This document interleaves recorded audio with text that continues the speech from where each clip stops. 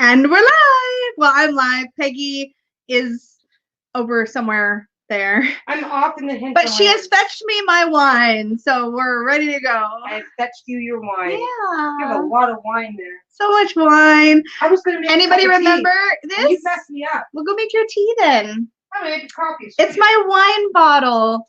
I think I brought this wine bottle. This magical wine bottle is back again. Or a similar wine bottle on my very first, maybe not my very first live, but definitely. Oh, you probably chugged a few before to get up the nerve for it. No way. I haven't had wine in the house for like a little bit, so I'm kind of excited.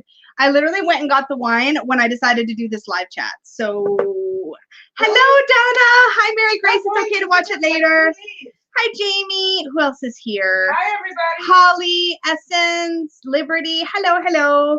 We're going to have just a casual sort of chit-chat, hang out, and talk about ways we read the tarot. Party over here. Hi, Barry. What's that? Then we're going to stay on topic. Is that the idea? No. Oh. Okay. Peggy's like, are we going to stay on topic? I'm like, no. This is casual.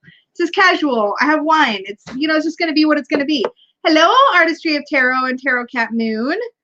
Yeah, so this is like my favorite thing to drink wine out of. She doesn't care what kind of wine it is as long as she gets tanked up. That's not true. I like this. You know what it is? And okay, don't look. It's called Screw It the Red. Screw It the Red. Okay, you got that one right. I picked it out. Hello, Tokwitch. Zena. Zane. Oh, Zena's in. Hi, Zena. And Liz, hello. Oh, I was gonna talk about my classy wine bottle as Artistry of Tarot. No, it requires explanation for people that are new to my wine bottle. So how the deal with this is that Lisa spills everything. Yeah. So this is wider on the bottom, like nice and heavy. A grown-up sippy cup. Kinda. It's harder to spill. And I'm a spiller. Hi, Tammy. Spiller. Hi, Darcy. Yeah, I'm gonna have to bring this over so that I'm like actually looking like in your guys' general direction.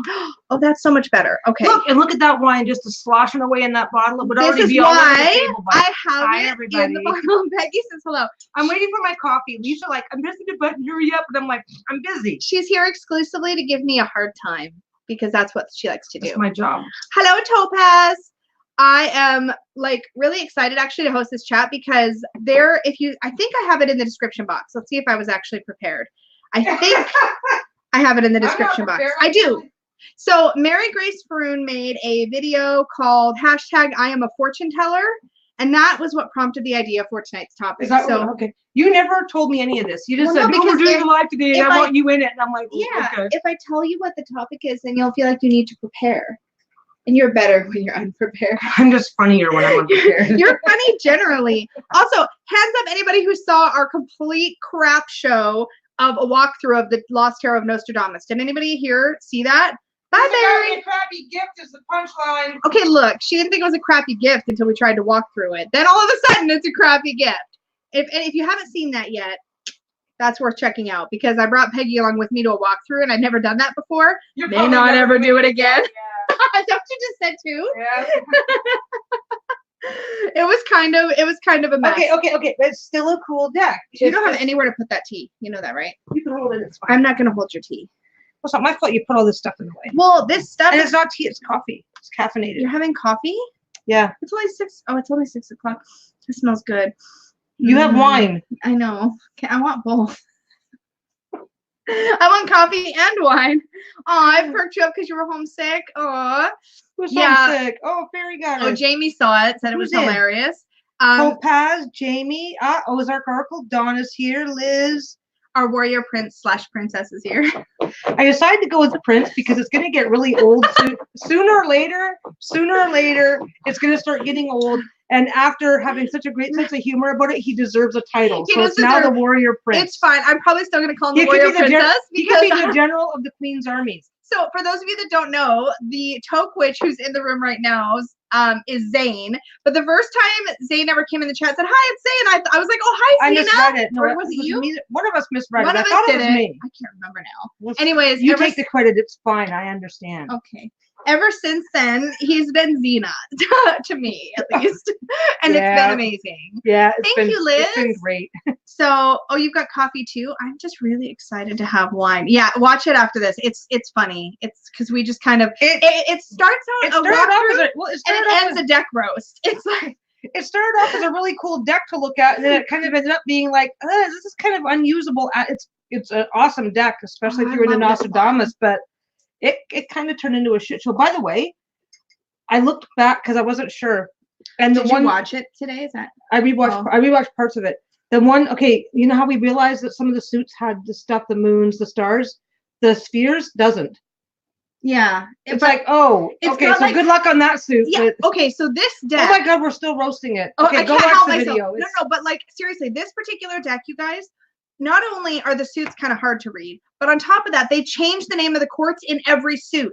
So like in one suit, it's like the alchemist and the astrologer, and another one, it's like the initiate, and another one, like there's like literally 16 different, like, there's 4 different kinds of suits. Jamie agrees it was a very bad gift. It was a very bad gift. You owe me more you presents. thought it was an amazing gift until we tried to walk through it on the internet, and then all of a sudden you're like, okay. we're halfway, and Peggy's like, because I got her this deck. Okay, here's the thing. It's one thing to go, this is a really awesome deck to collect because I'm super into Nostradamus. That's super cool. But then to realize that you actually can't read with it, without first you have so bad. Yeah, it's like oh, it's still a cool gift, but it's useless.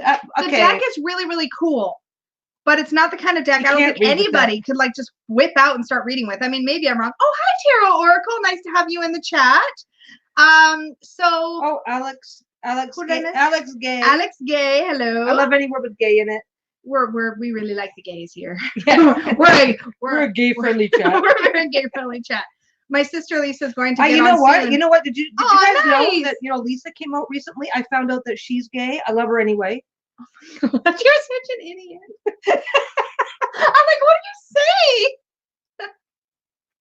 What are you? This is the lesbian version of dad jokes. Although I'm really sorry. I actually did tell somebody earlier today that I liked. Oh, it was on one of my comments on my. I talked about my celebrity crush being Nicole Kidman, who is one of many. And then somebody else responded. I can't remember who now. Commented on that video.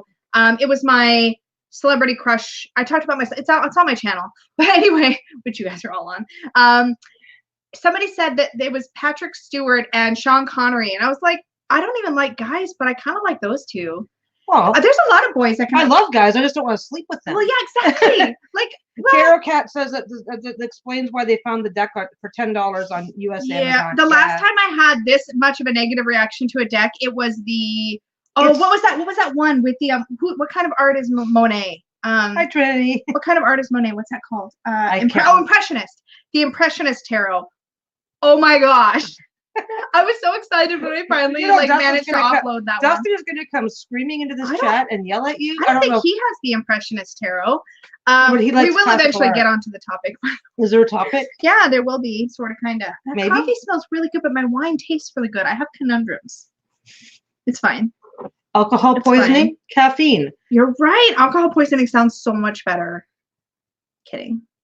Also, I'm not gonna have alcohol poisoning. Although alcohol, yeah, we made it. Do you know what she did the other day? Are you gonna seriously freaking tell the potato story? No. If you smear my lip gloss, I will bite your face. Okay, carry on. Stop talking. I'll touch your face. I'll touch you. She's gonna tell a bad story. Lisa was over. It's not a bad story. Lisa was over there helping me take photos for my Etsy shop. By which she means I was taking the photos for her Etsy shop. And I said something silly to her, and we were just being silly because we do that shit. Big surprise there. And she's like, I don't know why you're teasing me right now because I'm just trying to potato. She didn't know what to say next, so she just randomly said. She just stopped and said potato. I don't know where potato came from. I don't know why you just. I had a complete You usually have no problem telling. You usually have no problem telling me off. And this time you're like potato. It was like my brain. And this is. I'm not making this up. Steven's at work right now, but because he works today. But I will make him do a video. This happened because he heard it too, and we're just like, ah. So the thing is, my brain wanted to say I'm photography or I'm cameraing or I'm taking photography pictures. or camera ing. You know what I mean? Like I wanted During a menopause. keyword. Yeah, purely menopause. I wanted us. Oh, where this started with. I wasn't sure what was going on, Jamie. I Literally, really wasn't. and I was horrified. The second the word was out of my mouth, I was like, "Oh God!" Like, where did that She even just stopped. She's like, blah blah blah. I don't know why you're teasing me about potato. I can't even remember what she was saying. I said, "Why are you giving your wife a hard time? She's over here trying to potato." And what I was gonna say was like to photograph your stuff. I don't know where P and it. I have no explanation. Like none. I have no answer for this either. I just thought it was supposed to be hilarious, and now and she hasn't let me forget it since. I don't understand. And you have to tell the story to the entire internet. She's just been waiting for an opportunity. I did have to tell us. Oh. And you said, "Oh, hey, honey, we're gonna do a live," and I'm in. You're dumb. Oh my God. So yeah, I do need more wine, and I've literally had one sip. Did you think she had a stroke? Did you think I had a stroke? I didn't know what the hell she was just like, oh my God. You What? stopped screaming at me? What the hell? That's not normal. Oh my gosh. And yes, somebody just asked me if I knew the Monstera was getting reprinted. Yes, I do. I'm super excited. Yeah. I posted about it in the Supportive Tarot Facebook group. Oh, is June here? Hi, June. So good to see you.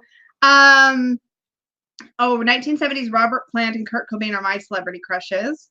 Oh, wish me luck keeping up with the chat, you guys. I'm going to try. I think I need to make it just a little bit bigger for my eyeballs. You and wine are going to try and keep up with the chat. There we go. We can do it. And we are even going to talk about, yes, so it'll probably go to June. I'm guessing that Monstera will go to Kickstarter.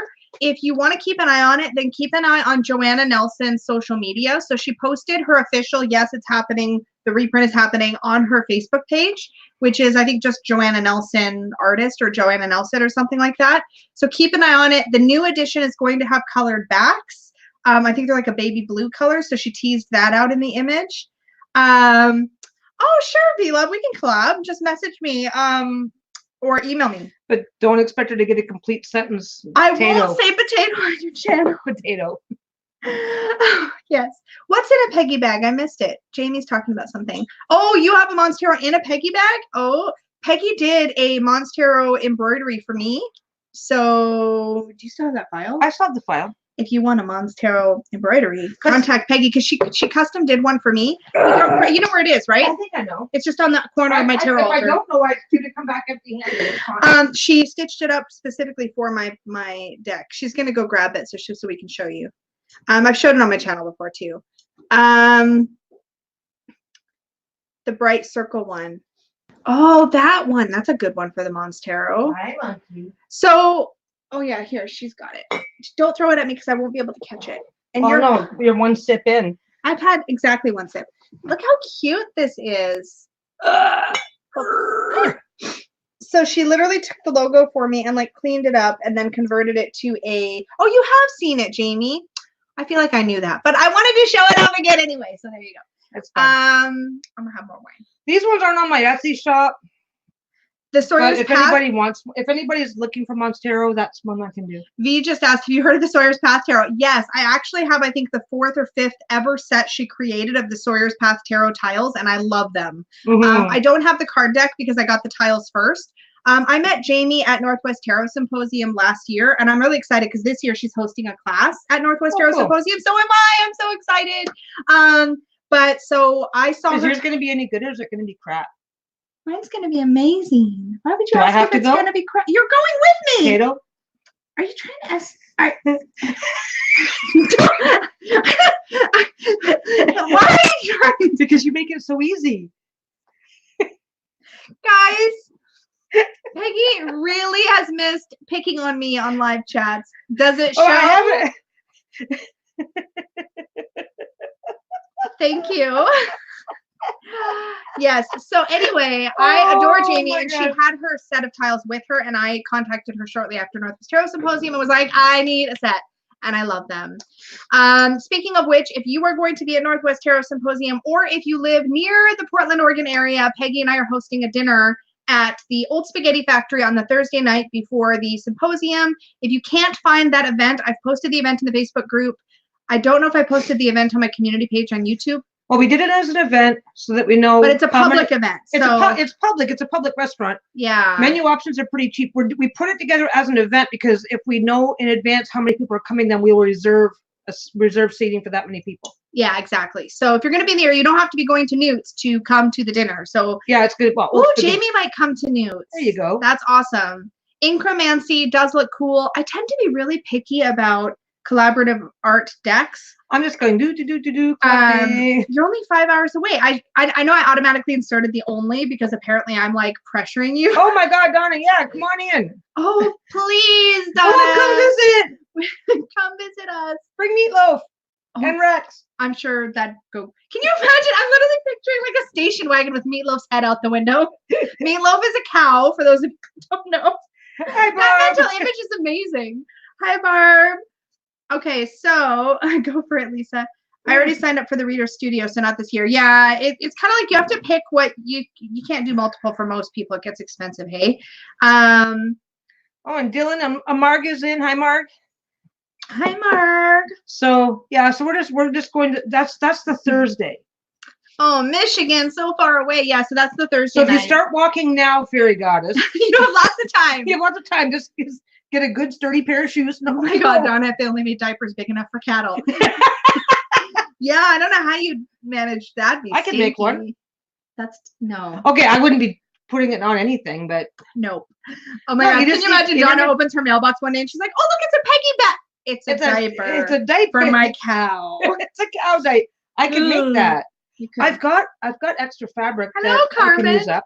So we're literally just babbling, but now that we're about 16 minutes in, so it's the topic is actually predictive tarot. So ever since Mary Grace Faroon made a video called I am a fortune teller, I've been wanting to do a VR to that. And I thought it'd be really fun to open it up for like a group discussion, bring Peggy along because she reads as well in her own way, right? And I thought, I read badly. You don't read badly. You just read it differently than I read. So it's interesting to get. Oh, so I do it better. No.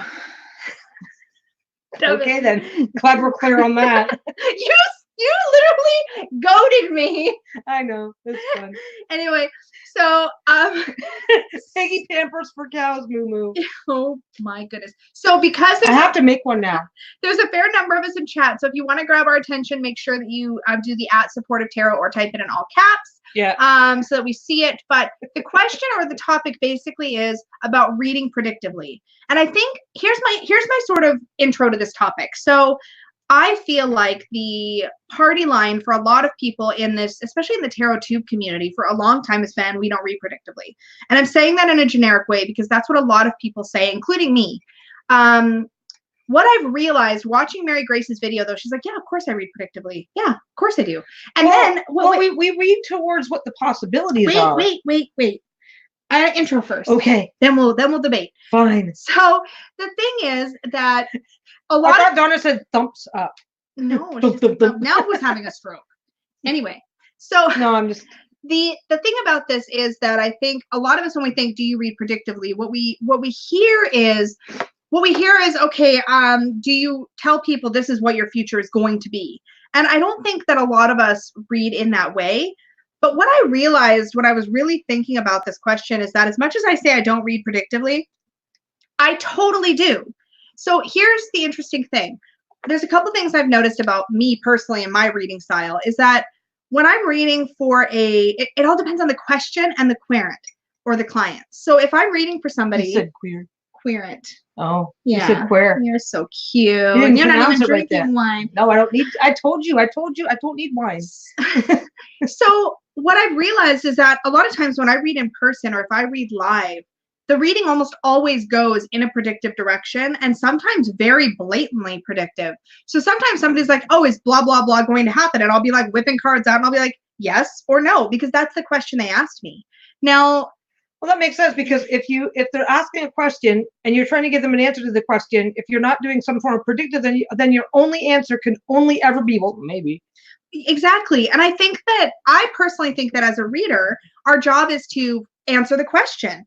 So every time you subscribe to Supportive Tarot, Unicorn Parts Glitter.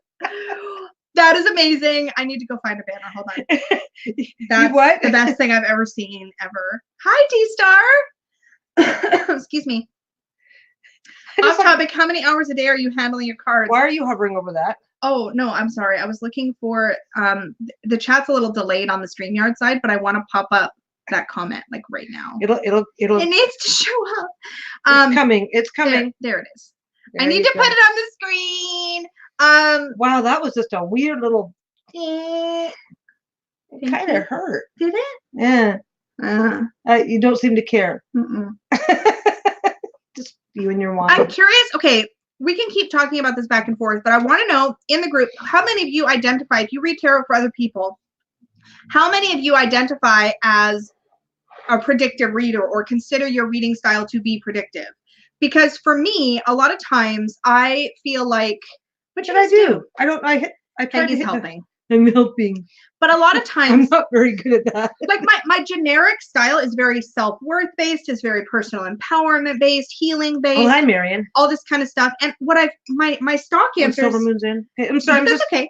I'm really bad at reading people, so I'm trying to do better. I still suck at it, though. I know I've missed a bunch of people. My stock answer has always been, I read the trajectory, because I don't think your future or your fate is set in stone. But I don't ever disclaimer the hell out of in-person readings or live readings. Like if a client's like, hey, am I getting back together with my boyfriend? I'm going to answer their question, but I'm going to give them detail, right? I'm not going to just say, no, okay, bye, thanks for the reading. You know, give me my $20 or whatever, you know what I mean? I'm going to say. Well, that would be pretty shitty. It would be shitty, right? But I do answer the question. And I think sometimes we don't talk about this in an in-depth way in the tarot community. We talk about how, you know, the future is not, you know, you have power over your future and over your destiny. All that's true. But if I'm pulling cards and those cards are saying this relationship is tanking, I'm going to tell my client that as lovingly and supportively as I can, but I'm going to tell them that. I'm not going to say, oh yeah, signs point to like, yeah, good in the future. You know what I mean? Am I saying it right? Yeah. Because when you read, you very much read predictively. Oh yeah. I don't read any other way really, because I don't. Yeah. Essence says, I think fortune telling sounds more definitive versus predictive reading is saying is very likely outcome, not so absolute. But I like what Donna said. If your forecast calls for rain, then there's still time to close your windows and pull the laundry off the line. Exactly. Forecasting is what a fortune teller or a tarot reader who reads predictively does. And I think we shy away from words like fortune teller, or we shy away from words like predictive reading or styles because we're worried that we're telling somebody what's going to happen. And I think the reason that as readers we get afraid of that is because we don't want to be wrong, right? But I think, like, I mean, I don't see. Yeah, so D-Star says, I read predictively. Liz says, I kind of view it as like a, hey, heads up. Yeah, it's kind of like, well, given the current circumstances, this is a likely outcome. This is the path you're not predicting that this is exactly what's going to happen in these exact details, because details can always change. But it's interesting to me because the dynamics in a live back and forth reading are different than in a, I guess the energy is more corralled when I'm doing a video reading, which is the majority of what I do, right? When I do a video reading and a customer, client, whatever, has asked a question, I'm able to frame that question along the lines of trajectory. But when I'm reading in person or on the phone, I've had readings go very like fortune telling. You know what I think it is? The minute you start to say things like predictive, it's like, well, can you predict the winning lottery numbers? Can you predict? Which is actually in my disclaimers. I do not predict lottery numbers. But when you use words like that, you automatically jump to certain thoughts, certain ideas. Yeah. And to recognize that I'm not, I want to win the lottery. What are the winning numbers? Yeah, I don't do that. It's like, well, do I have a chance to win the lottery? It's like, well, given your current habit of not buying lottery tickets, no, you're not going to win the lottery. Like, on the other hand, I had a phone client who asked me to help her find some missing objects, and I said, that's not the kind of reading I normally do. And she's like, well, I don't care. Let's give it a crack. Like, what do you get? What do you get from your cards? And so we played around with it, and I pulled some cards, and I jumped off my intuition. I said, well, why don't you try this spot or this spot? And the funny thing is, I would never hesitate to do that with Lenormand. With Lenormand, I would have no problem going, oh yeah, your keys might be here, here, or here. But with tarot, I hesitate because I want to go into those deeper sort of personal growth places. But sometimes you can answer simple questions in that way. It kind of depends on how tapped in you are, I guess, to your intuition and to how comfortable you are with the idea of playing with psychic energy. See, I'm not too comfortable predicting in that way for people. You do though. But I'm not comfortable telling them about it. Yeah, exactly. It's like, oh, this is going on. Okay, I don't want to. Consulting intuition, Lisa, I don't want to be in the middle of this with you. Hello, And Jamie says, I've honestly never Ooh. thought about it. I just do what I Hi, do. Donna's sister. I'm obviously thinking. Yeah, her name is Lisa. Just a second here, honey. I'm sorry. Just reading a comment. I've honestly never thought about it. I just do what I do. I'm obviously thinking about it at the moment. I think I must. I'm looking for answers. Trinity says, I consider myself a healing reader. I'm not sure if I'm a predictive reader. The info comes in fast usually.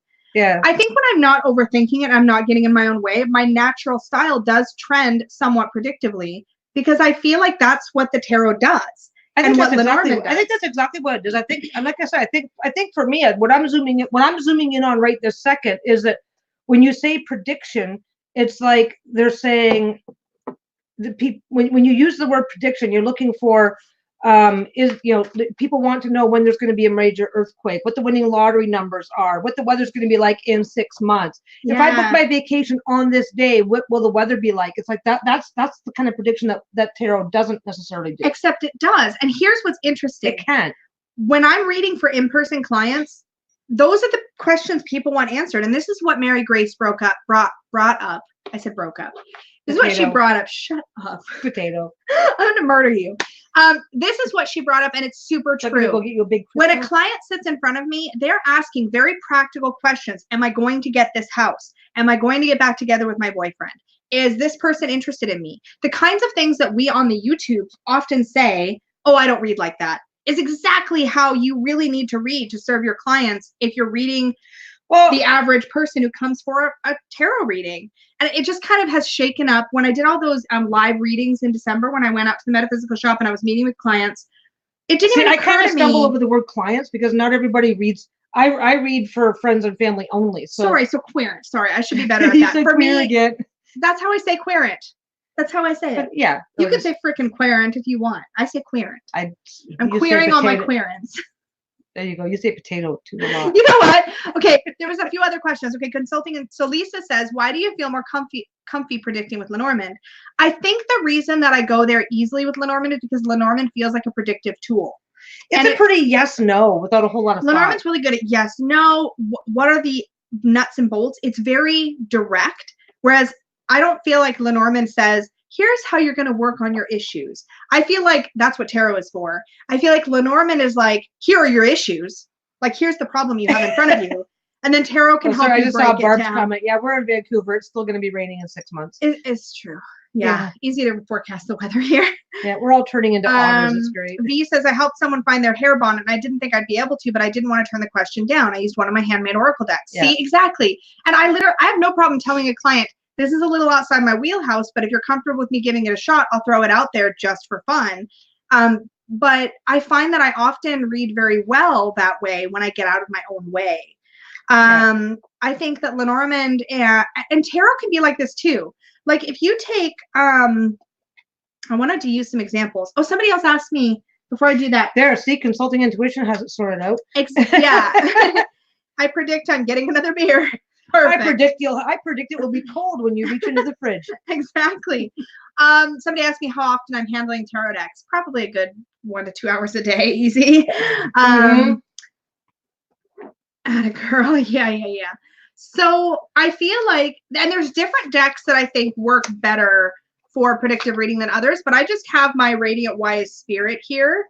Oh, Trinity Faye asks, do I own the good tarot? No. And I was actually just thinking about this the other day. The deck I have that it feels gentle and nurturing the way I feel like the good tarot might feel to some people is the Art of Love tarot. That's like my good tarot. That one and the Guardian Angel tarot are like huggy, but I only use the Guardian Angel for myself. Huggy, cuddly best friends. Huggy, cuddly, gentle, loving decks. The Art of Love is direct but soft. Peggy's making me want coffee. She's making me want coffee, but I like my wine. Yeah, she's choosing her greater love. I've handled the good tarot a lot of times, and what I found is that the minors just leave me feeling cold. Like there's not messages that come. They don't seem like they're talking to me. They don't seem like they illustrate meanings very well. The majors are good though. But I've held it a bunch of times and it's just not talking to me. But yeah, the other thing that this brings up though is third-party readings, which is another ethical thing where as a matter of course, I say I don't do third-party readings. But again, the reality is, We do. Does he like me? Will I get together with him I do while all the you're time. reading Like, the other person? It's not the kind of thing I would offer on my site as like a let me spy on your boyfriend for you. Yeah. But when I have a client and they're like, I need to know, like, these are common questions from real in-person people who want a reading. The kinds of readings people come to me for in a day-to-day kind of setting where, like, again, I'm reading at a shop, or if I'm reading at a festival, or if I'm reading even at a park with a bunch of friends. She doesn't say reading for my wife? Carpenter's house, babe. Uh-huh. You get readings from me. Uh-huh. I just read for you on your birthday. That was like a couple weeks ago. Like a month. It's been a month. And a half. And a half. It has not been a month and a half. It's been like the 14th to the 14th. What day is today? The 23rd. So it's been a month and 9 days. So I've only got like... When's the last time you gave me a reading? So I've got 11 months. When's the last time you gave me a reading? Oh. Oh. Oh. Oh. Oh. Oh. My grandmother and her sister had their own business as mediums and psychics. They used tarot as part of that practice, as well as just sitting down looking at their client. Girls, you're both pretty. We are pretty. I'm awesome. We're gonna argue on the internet. We like doing that. That's where it's how we live our lives. Welcome to the shit show. I swore. Yeah, you can't stop me. I can't on a live, especially. Well, you're drinking. I can't even bleep you out on a live. Aww. Third-party readings, just for definition. Third-party readings are when you read for somebody who's not present. And I really don't do that. But what I will do is I will always read a client's situation if it involves other people and how those other people are impacting that client or that person. I keep saying client, it's just my default. So your readings will involve other people. Yeah, but if they you're not going to like deep dive into the other person. Yeah, like if somebody's like, I want to know if my ex-boyfriend, who I'm not in contact with, is I don't know, in another relationship. To me, that's one thing, that's spying. If this person is like, hey, my ex-boyfriend, is he going to be reaching out to me soon? I've been feeling like he might be, contacting me. I think like that would be a good consistent chat. Welcome to the shit show. Well, all of our chats are shit shows. But like I often get clients. What am I touching that's making you upset? Just everything. You're just fidgety. You're just fidgeting. I just chugged coffee. Great. So I feel like questions come up all the time where it's like, this is the situation with this other person. As long as that person is having an impact on the well-being, mental, emotional, or otherwise of the person in front of me, I have no problem reading into that person's motivations, the situation. I would join every week for the shit show. I can't think of a single live we've done together that hasn't turned into a shit show. Basically, if you see Peggy and I going live, assume that's what you're in for. Yeah. Do you have the Hesychos tarot? I don't. A shit show with a topic that we hope to stick to. Yeah. Sometimes. But maybe. I'm really curious what you guys think about third-party readings as well as just reading predictively. Like when you read for yourself, do you read only present moment circumstances, deep dives? Or do you look at, like, even my week ahead readings are week ahead readings. Masha. Hi, Nat. Hi, Masha. Even my week. Masha? Did you just call me Masha? If you do not stop trying to get me to say the wrong, I'm going to, if I punch her on YouTube, I'm going to get in trouble with somebody. So I'm not gonna. I'll save them up for later. You threatened to club me yesterday. We're literally, that's on video, y'all. If you guys go watch, oh my God. If you guys go watch The Lost Hero of Nostradamus walkthrough, at one point, I'm like, if you read from the book right now again, I'm going to club you. And she starts moving my crystals out of reach. Because she had these big honking crystals on the table. And I'm like, no, I need to maybe save myself. I predict family services. Oh my God. I read mostly present or any reading that I do for myself, week ahead is predictive. I want to know how my week's going to unfold. And I do that every week. Yeah, when I do week ahead, day ahead, whatever, I always try to frame the question as what should I keep in mind? Because if I find that if I'm trying to be too specific for myself, I always just get a confused reading that makes no sense. Yeah, like if I have somebody ask me, if I have a client sit down in front of me and they're like, hey, I'm dating this guy and I want to know how it's going to go. And I pull the 2 of Cups and then I pull this is mirrored. This is weird. And then I pull the 9 of Cups. Cards, yeah. 2 of Cups being like sort of that meeting and that new love and things are blossoming and they're exciting and things are good. And then the 9 of Cups, which is the wish fulfilled card, I'm going to say, yes, it's going to at least go well initially, right? And then I would pull more cards if she wants to go deeper and further on down the timeline. Yes, Marian, I agree with your thoughts, Lisa, but if someone asks me to spy on someone, then yeah, I've got a problem doing that. And I think spying on somebody is something you got to define for yourself. Like, what constitutes spying on somebody? Like, for me, if that person has nothing to do with my client, if they're not in contact with my client, if there's not, there needs to be a connection. If there's a connection, though, I've had clients or people I've done readings for say, I had this come up actually in a reading in December. I had somebody sit down across from me and they said, I'm going to a particular place at a particular time. I don't know if my ex-husband is going to be there or not. Is he going? And is he going to be talking to me? And like, what do I need to know about that? That was a third party kind of. It is for her, but it's also looking into somebody else and what they're planning. So you kind of, it's never so cut and dry as I think sometimes, what I'm trying to point out. Okay, it's not always cut and dry. Sometimes it is. Yeah. Like if I like this guy, and I need to know if him and his girlfriend are going to break up so that I have a shot. It's like, dude, I'm not doing that. Exactly. That to me feels like prying, spying. So we've got the clearly there is clearly yes. If I go to this event and my ex is there, are things going to be tense? That's kind of an okay. You're not spying. You know, I don't think you are. Yeah. Then there's the gray area, and then there's the oh hell no area, and I think each one kind of blends into the other, and it's not always easy to tell where those lines are. Essence says week ahead readings are good, but I see them as guides or warnings, not as my appointment log. Yeah, because things shift day to day, right? To me, it's like what do you need to be aware of? What do you need to look out for? And what somebody else just said something here. Both. Oh, Masha says, I keep saying Masha. Masha potato. Masha.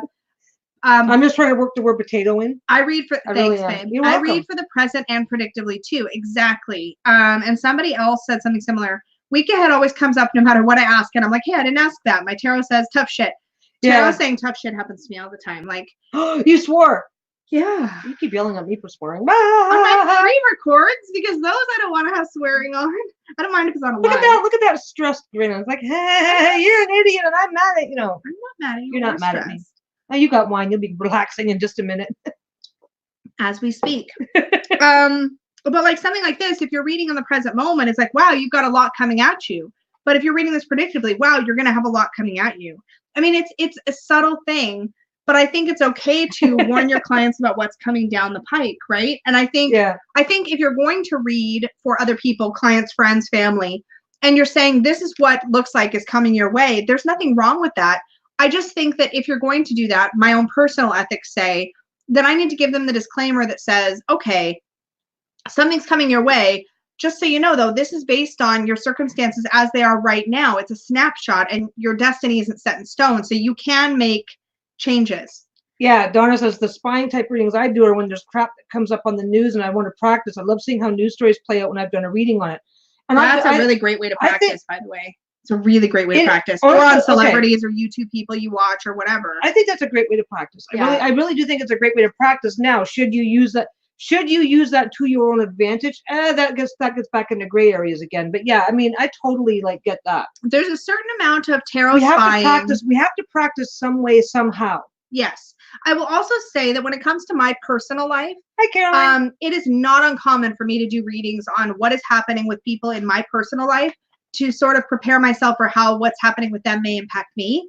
I think people that say that they never do that are I keep putting my glasses up and down. So I think maybe not everybody does that, but I feel like everybody I think it's a natural and honest tendency. I mean, okay, like when I was going through a situation at my one job, I was going through something with a really toxic boss. I was constantly doing readings to check in on, okay, what's going on with his energy, what's happening with him, so that I can prepare myself. You were dead ass right, and you left the job just in time. Absolutely. But I think that is a piece of reading and working with the tarot on a regular basis that we don't talk about enough.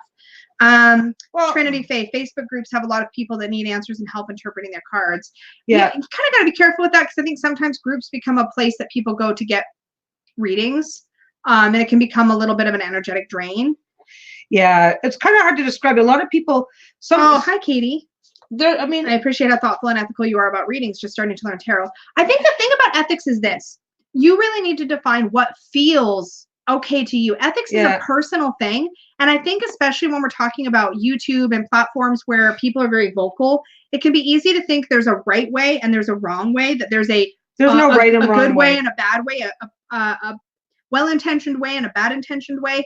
And I think you have to know yourself what feels healthy and ethical for you. And I think you also need to determine where those lines are and be prepared for those lines to shift on. Yeah, like Marian said, it depends on who you're reading for. It depends on who you're reading for. If it's for myself, then I'll admit I've looked into other people. Absolutely. I mean, I would, yeah, it also depends on who you're reading for. To me, it's completely case by case. I say in my disclaimers, I don't do third-party readings, and I don't do predictive lottery numbers, and I won't talk about pregnancy or legal matters and that kind of stuff.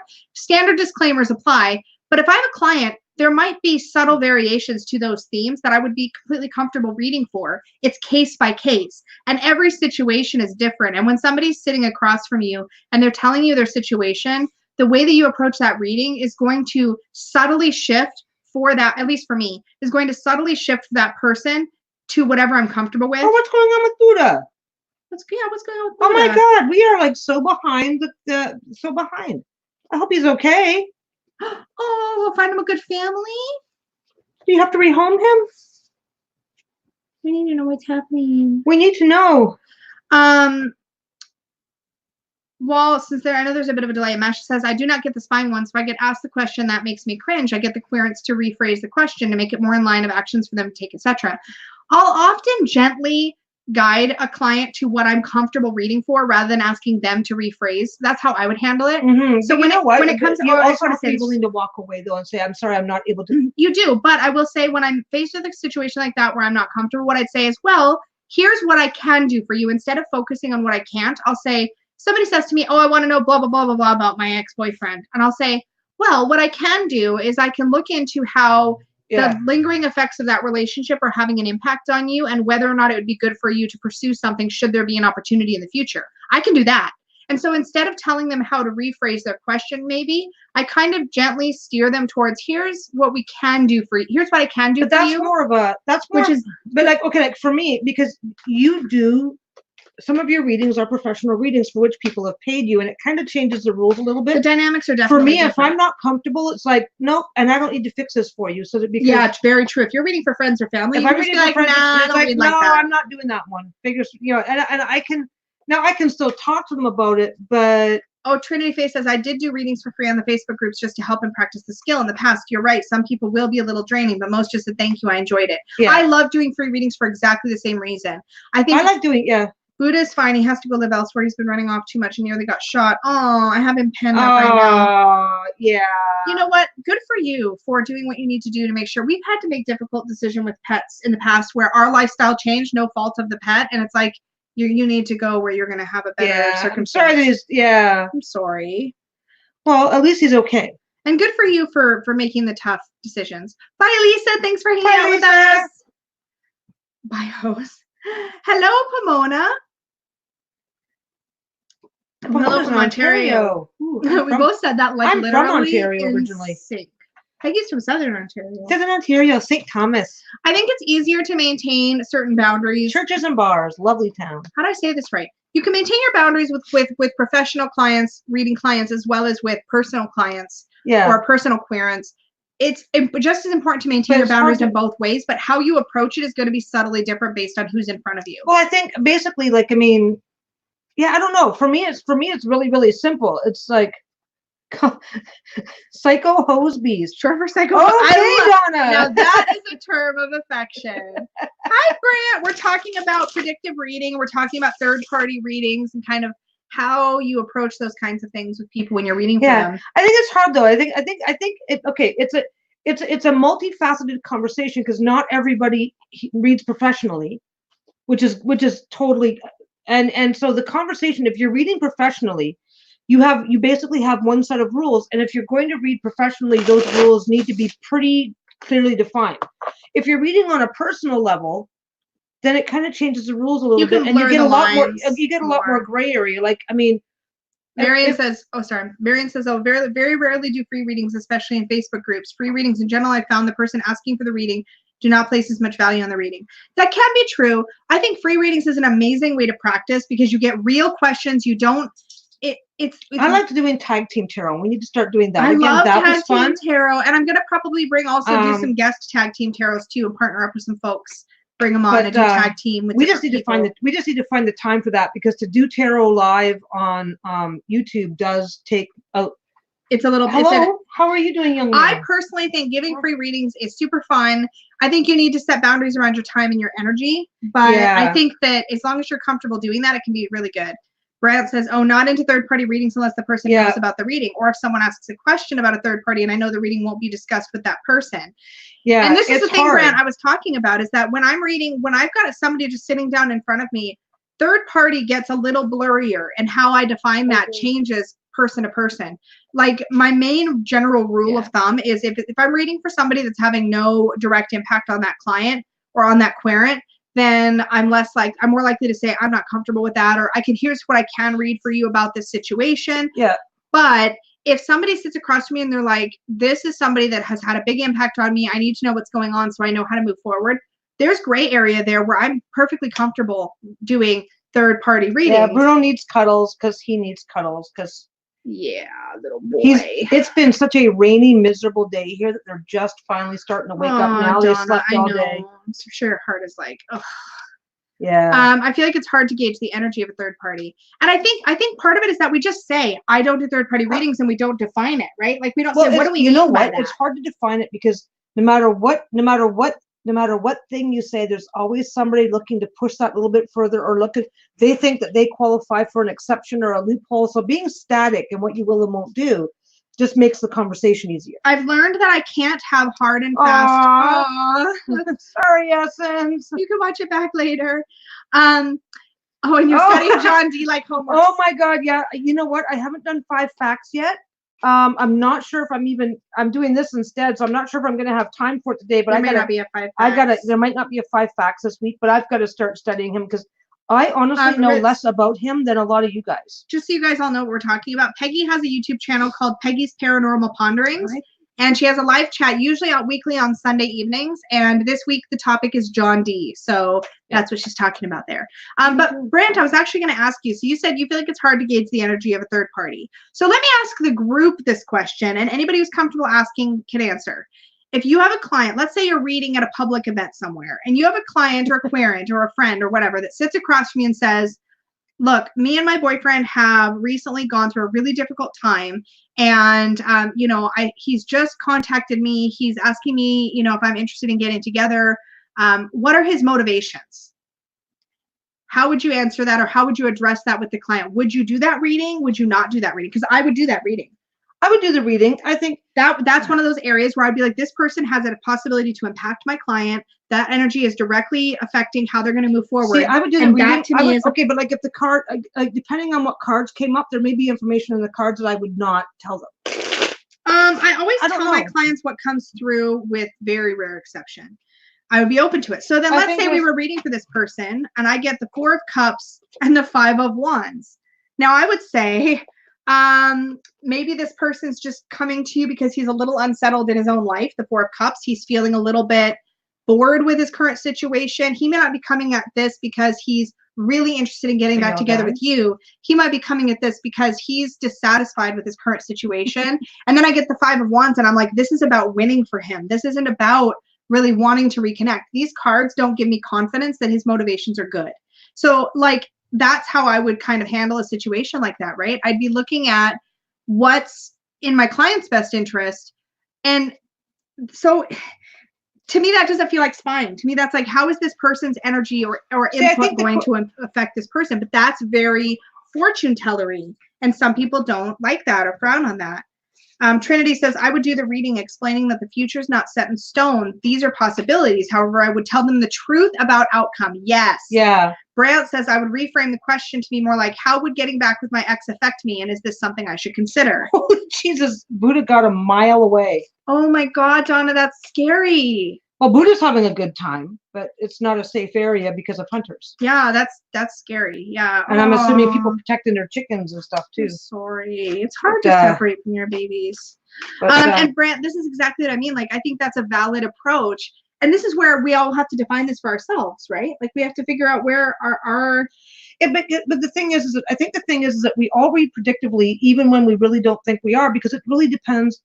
People think prediction in terms of very, very distinct, like, you know, like I said, what are the winning lottery numbers? People think of prediction like that. Well, this one was about third party though, like reading for somebody else. But third party is the same thing, because most of our reading, most people that ask for a reading want to know how things are in relation to their work. Well, there's other people at work. Their hobbies. There's other people involved in their hobbies. Their social circles. There's other people involved in their social circles. Their relationships. You're not in a relationship alone. When I think of the readings I've gotten, when I've booked professional readings, finally done. When I've booked professional readings, I'll tell you also, I've gotten readings very much about other people and how those people are impacting me. And they don't feel like they're spying on the other person. They're like, this is how this person is impacting you. But they don't reframe my question. They just say, like, this is how this person is impacting you, and here's what you need to do moving forward. They put the onus and the power and the... Yeah, see, Moonbaby, I don't like reading about motives. See, I think Brant's onto something there, because for me, it's like you can't really do a reading without also looking at the other people in that circle. So I agree. It's like, hi, Hecate's Crossing. Hi, Hecate. So the thing is that what I'm looking at is the way that I think of it is that if somebody's asking for information, it's what you say back to them that kind of matters. I think for me, I want my clients or my querents or whoever's coming to me for a reading to leave the reading feeling empowered and knowing what their action steps need to be to look after their own energy, their own selves, their own lives.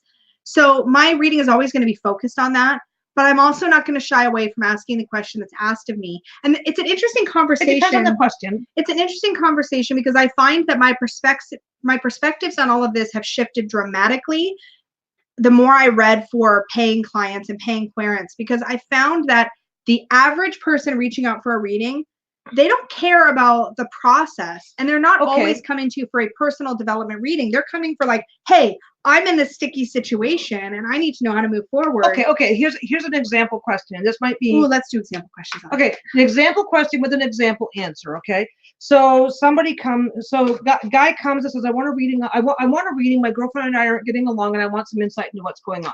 Yeah. Okay. You read the cards, and the first thing you see is a sequence of cards that's like, oh my gosh, she's probably pregnant, and is afraid to tell you. Do you tell? Oh well, she's probably pregnant. That is a little bit. To me, that's medical diagnosis. Okay, but that's a tricky. You say, well, let's reel it back. Like my intuition gives that. What do I say? I would say, well, I think she's got something weighing on her mind right now. She's having a hard time communicating. And that maybe you need to create an environment for her, be a little understanding. Yes, so she feels comfortable talking to you. Because the thing is, so basically, yes. People asking for insight about a relationship, you're going to take a snapshot look at the other person. Yeah. There's no way to do a reading and not do that. But if your snapshot look reveals too much information, or information that is too sensitive, too personal, that's very true. You're not necessarily going to tell them that. It's like, okay, well, you're not going to say to some guy, oh, she's probably pregnant and is afraid you're going to ask. No, you're going to put it in a way that's you're going to say she's. It looks like she's got some stress going on in the background. It's probably something she wants to discuss with you. So maybe a good opportunity. Maybe you need to create some space for her to feel comfortable and confiding in you. Yeah, absolutely. So and Brant says, Brant says, I think people who ask questions about exes almost always have an answer that they're looking for, which is why I'd rather reframe the question. In real time, absolutely. They always want to know, does he want me back? But here's the thing. I have no problem. Even when I can tell that a client wants me to say, absolutely, you should get back together with him, I have zero problem answering the question they asked and saying, no, you shouldn't. Or even if it's not the question that the answer that they want to hear. And I think a lot of it is delivery, right? Like, it's like, you can give them, I totally understand. I want to be really clear, Brent. I completely get where you're coming from. And I actually used to take that approach. What I've noticed is that my approach has shifted a whole lot based on my ethics have gotten a lot more concrete and a lot more concrete in my head, I guess, as I've dealt with a variety of situations. And I'll say that I always read in a way that feels ethical and honorable to me, and that I feel won't put my client on a train wreck to disaster. Like, I have this really firm belief that if you tell somebody, if somebody says, oh, am I going to pass my test tomorrow? And you say yes, that person's going to go home and not study because they're going to be overconfident. Yeah. So you have to keep that part in mind, I think, too, with your ethics and go, I don't want to give you such an answer that's going to screw you up and now you're going to actually mess up your own future, right? Like you have to walk that line. And I'm sorry, you wanted to point something out. Oh, Katie Hines said you would filter the info. And I think if that's referencing to what I used as my example.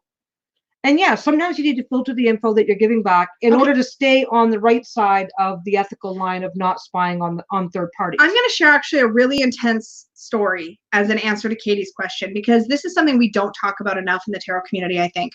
We pull the death card and we say the death card never means physical death. Not true, okay? The death card can mean and can, I think, foretell physical death. I do think that's true. I think that it's very uncommon. I think 99% of the time, death refers to anything that's difficult to let go of, an inevitable change that's difficult. But I have read for somebody where intuitively the moment, first of all, I was asked a health question, and I had told the client, the querent in this case, I had said, and this was a friend, and I had said, I don't predict, like, she's like, no, I don't want like a diagnosis or anything like that. I'm just asking, like, how is my health affecting me, et cetera, et cetera. And I pulled the cards, the death card came up, and I knew the second I pulled the card, I knew this was an inevitable physical passing for her in the not too distant future. Did I say to my client, wow, and again, this was a friend, did I say to this person, this is what's happening? No, of course not, because at what point I had to think to myself in that moment, what information does she need right now to move forward in the most healthy and empowered way possible? That's the information I told her. I said, there's been a lot of changes going on for you, or something like this. I said, there's a lot of changes going on for you. It's really important for you right now to lean into the support of your loved ones. You know, there's obviously a lot weighing on you. Don't be afraid to communicate and be, you know, tell people when you need stuff. Like, I focused on what she needed. Donna gets tarot amnesia too. So does she. After she has a reading, she can't remember any of it. I actually trained myself this way. Did I tell you that story? No. Okay, so. Well, I don't think trained yourself is the right word. You just can't do it. No, like I legit trained myself to forget my readings. I did it on purpose. Oh, okay. So in the beginning, when I was first learning to read, I was getting into some really deeply personal stuff for people. And I practiced consciously, like putting it out of my head. Like that was an important boundary for me. And now I can barely remember them if I try. It's like I trained myself to forget. But this one was obviously really memorable. I guess what I'm trying to say is that you sometimes will filter the information based on what you feel ethically is in the best interest of your client. But I don't lie to my clients either. If she'd have asked me a very direct, pointed question, I don't know that I could have lied. I could have said, well, this is what's... But it depends on who you're doing it depends on what the reading is and who you're doing it for. There's a whole lot of... There's so many factors. There's far more gray area than people realize, and it really, really irks me when people start talking about absolute rules. Because there's no absolutes. There's no absolutes. Dylan says maybe a take on it would be, it's set in stone at the time of the reading, but time passes and that stone erodes, and now it's a new stone. Yes. Some parts are still there, but some aren't. The word that I use a lot with people I read for, the word I use is I don't read future, I read trajectory. This is the way you're currently pointed. This is the direction you're currently headed. But anything can shift that trajectory, including your own conscious decisions, right? I find when reading constantly for people, I never remember others' readings. Yes, but that reading was also personal because it was a friend. It was mixed bag, right? It was a paid reading, but it was also somebody I knew in my personal life, but also professionally. It was like this really kind of layered situation. I had it with my own father. He wanted a reading and I saw death around my own dad. Unfortunately, the last thing I did was to lie to my own dad. Honey, I understand. I'm just going to go into instant compassion. Oh my God. Yeah. I understand. You see shadows on people. Yeah. I've had that experience. I'm sorry. Was that okay that I shared? Yeah. I should have asked you beforehand. Ethic problems. But you know, when you see that in somebody, I'm not going to run up into somebody and go, by the way, I just saw a black shadow on you. You might want to get your affairs in order. I think the thing is, it's hard. Do we want to know, like, if you see that? Oh, I'm going to get all emotional even thinking about this. Most people don't want to know, Caroline. But this is But you know what? Sort of the mixed bag of working with a divinatory tool. Would you have wanted him living the last 2 weeks of his life terrified, or just living the last 2 weeks of his life? Right? It's you have to choose what feels right. You took on a burden so that his last 2 weeks could be far more pleasant than they would have been. Somebody else said it here. I've seen actual deaths in many readings. Sometimes it's hard to mention to someone. So if I see it and they ask and say, please tell me good or bad, I will tell them, but not if it's theirs. Yes. If I see physical death, especially if there's an illness or something going on, if I say, yeah, this is an eventuality, possibly sooner than you would like. That kind of thing I'm comfortable saying. Okay, if I ever see a black shadow on you, Donna, I will tell you right away. What did she say? If you ever see a black shadow on I my want ass, to know. I make sure my life Life insurance is paid on time. I think you kind of know with the person, right? Oh, and hi, Molly, I didn't see you pop in. I think it's important to be aware of how they speak to the client, be aware of how they can be empowered. This is, I think, the key. A skillful reader or a practiced reader is going to know how to deliver difficult messages to their clients. Kellyanne Maddox actually recently uploaded a video on her channel, totally worth checking out. And she gets into a lot of this, what to do when you get gritty messages coming through for your clients, difficult messages, and how do you communicate that in an empowering way. My goal with all of my client readings always is the same. I want my clients to know what their tangible steps forward are, because to me, getting a reading and having no, oh, here's your situation, ... Well, okay, well, what do I do? Like, yeah, people that I read for want to know what do they need to do? What do they need to focus on? How do they need to shift their thinking or their practices? Whale Song says odd numbers, yes. 3 letters odd, no even numbers.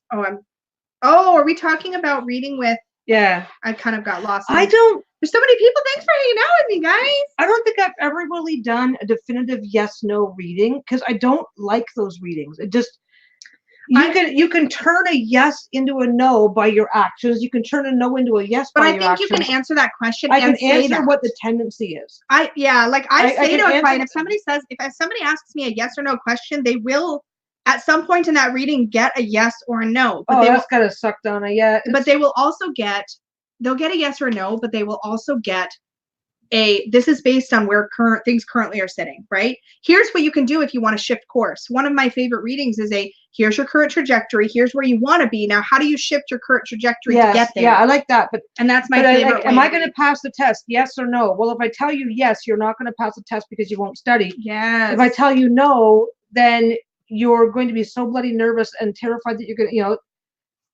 Yeah. Donna says, I saw death in a reading last summer. I didn't know it was death until after the fact, though. I knew it was bad. Oh, this one's up to speed. This one isn't. Yeah. Yeah, I knew it was bad.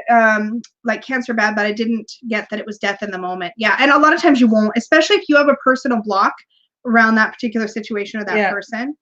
So Hecate's crossing. It is amazing online when someone may get a reading from a friend or a reader and they are petrified because of the reading they've received. And this is what I was going to say back to Caroline is that at the end of the day, your father nobody's going to fault their child for not wanting to tell them that they're dying. Nope. So you can't. That's too much to ask. Regardless of what your beliefs are, there's no way that I can believe that your father would somehow be upset with you for telling him what you wanted to say, what he wanted to hear. And yeah, I mean, it's a kind of guilt you can't. It's not yours to carry. Yeah. He asked you a question that he probably shouldn't have asked you, and I'm not going to judge him for that. But he's also not going to judge you for the answer that you gave. That's not how parents work. It's not. Yeah, it's not how most of them work. I have to believe that when someone is dying, they already know it. I think most people know it. The person that got the reading from me, it was all over her face. It was all over her face. And to complicate matters, and I don't normally read this way unless let me clarify. Her husband was right there with her, and it was all over his face too. Yeah. They both knew, right? And so it was like, I did the thing and I just said, there's a lot of things, changes, right?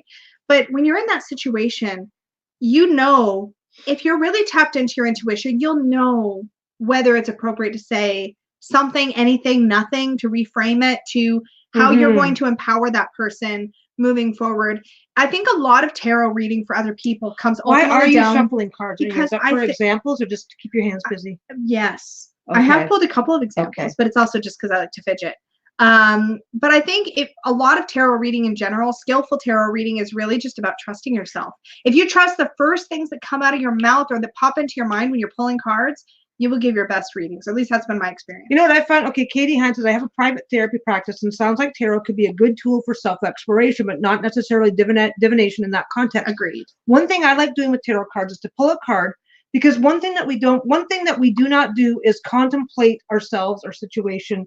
We don't look inward enough. Mm-hmm. But when you have something, okay, like Lisa used to use random journal prompts, and this random prompt would pop up and she would just write about it. And so she's not picking what to think about. Mm-hmm. And tarot's a really good tool for that. It's an excellent tool for so that. It's like, oh, abundance. Okay, I'm going to contemplate abundance. Oh, 10 of Swords, challenges. I'm going to contemplate how I deal with challenges. This is today. how I work with my daily draws. Is whatever the card is, I'm like, okay, what do I need to think about this energy? And give it to random chance that like, I mean, and I agree, Katie. I think tarot is wonderful as a jumping off point for self-exploration. But I definitely think that in a therapy context, it needs to stay present and grounded in that's the moment. I carried around a lot because it was the last thing I said before he died, and his younger brother died 2 weeks before I knew I was going to bury him. Oh my God. Honestly, that's a lot for you to put or have on your shoulders. It's a lot to have on you. Like, Hi, Amber. I think that yes, trust yourself. Absolutely. It's hard not to shuffle a deck. That's why I grabbed it, because I'm a fidgeter. I think when we're talking about predictive reading in general, that line gets blurry, right? No, it gets very blurry. It's like, if I'm doing a reading for me and something predictive or involving another person comes up, I'm not gonna. Oh, I'm receiving information about somebody else. I need to stop. You don't do it. I think you just need to use your own discernment and your own. Everybody, no two people are the same. No two people's personal outlook is the same. You cannot apply static rules to it. I think is the biggest part of the problem. I will say that there are two sort of ethical fail-safes that I introduce into my personal practice, and they're more like intentions.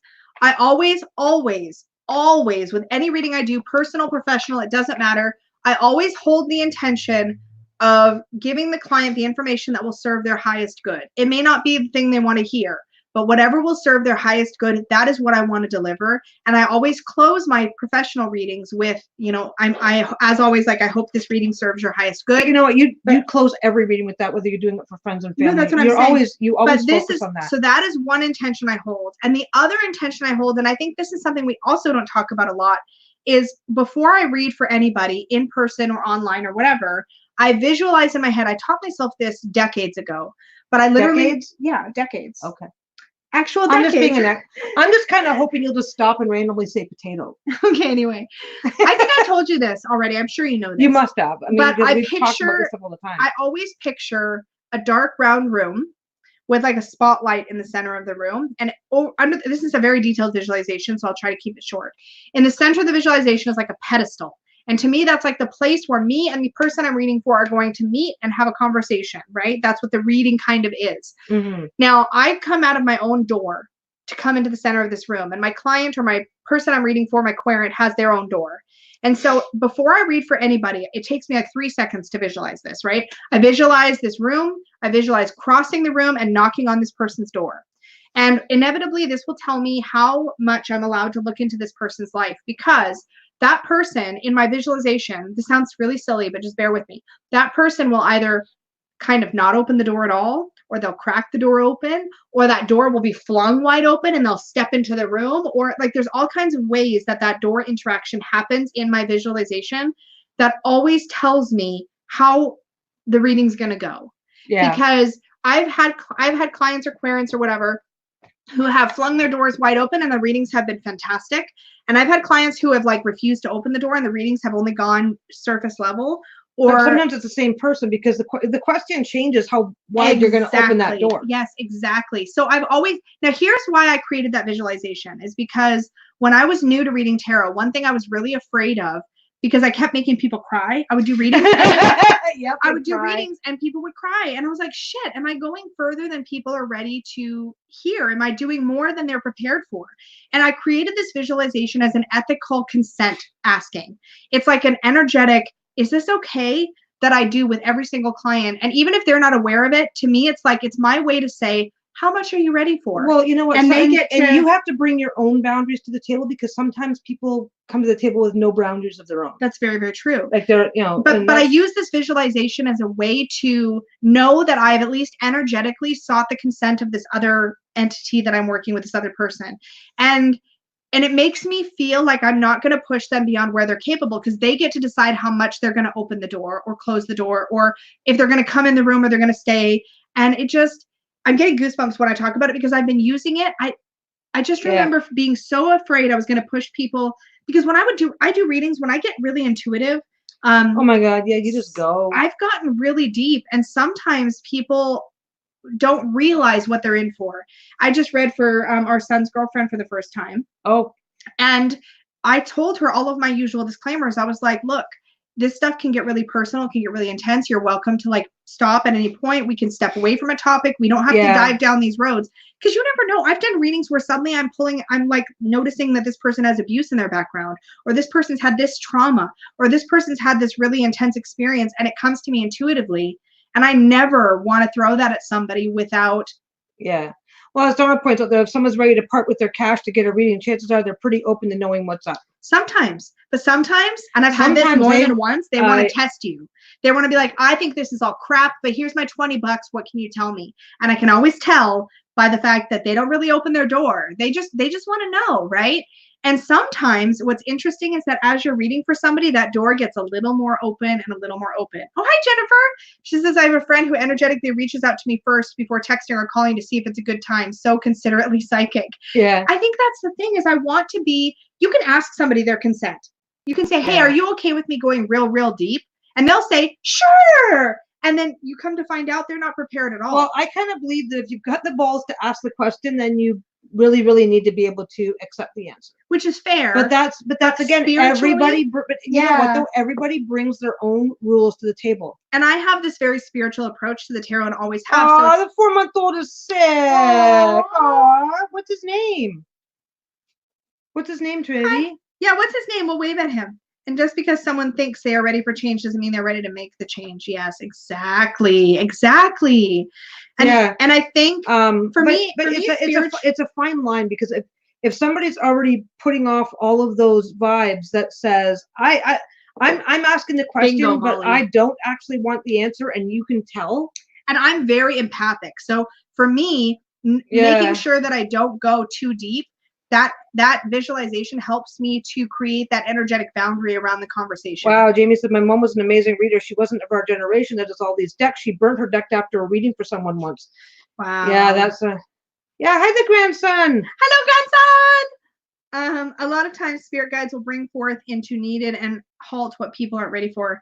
Agree. I just feel like sometimes, like, I guess I've had enough experiences where especially when I'm reading deeply intuitively, which is more when I'm working with a structured system like the tarot, it's going to go so far and it's got some boundaries around it. But when I'm reading with Oracle or the soul cards or anything like that, sometimes it goes into some crazy places. And if people aren't prepared, I feel like I have an ownership over that situation. But again, that's, I have a lot of sympathy for the testers. You know what? Most of my testers, when I've had testers, a lot of times they've left feeling really good about themselves, because I had a guy once, the first when I did a tarot and tea event at a local yoga studio once, I had a guy come in and he'd never had a reading before. He was semi-open. His door was like, he was interested, but I read for him and he was like, dang, that was spot on. And when he left, he was a believer, not because I'd given him all this psychic woo-woo shit, which is not to say I don't love it.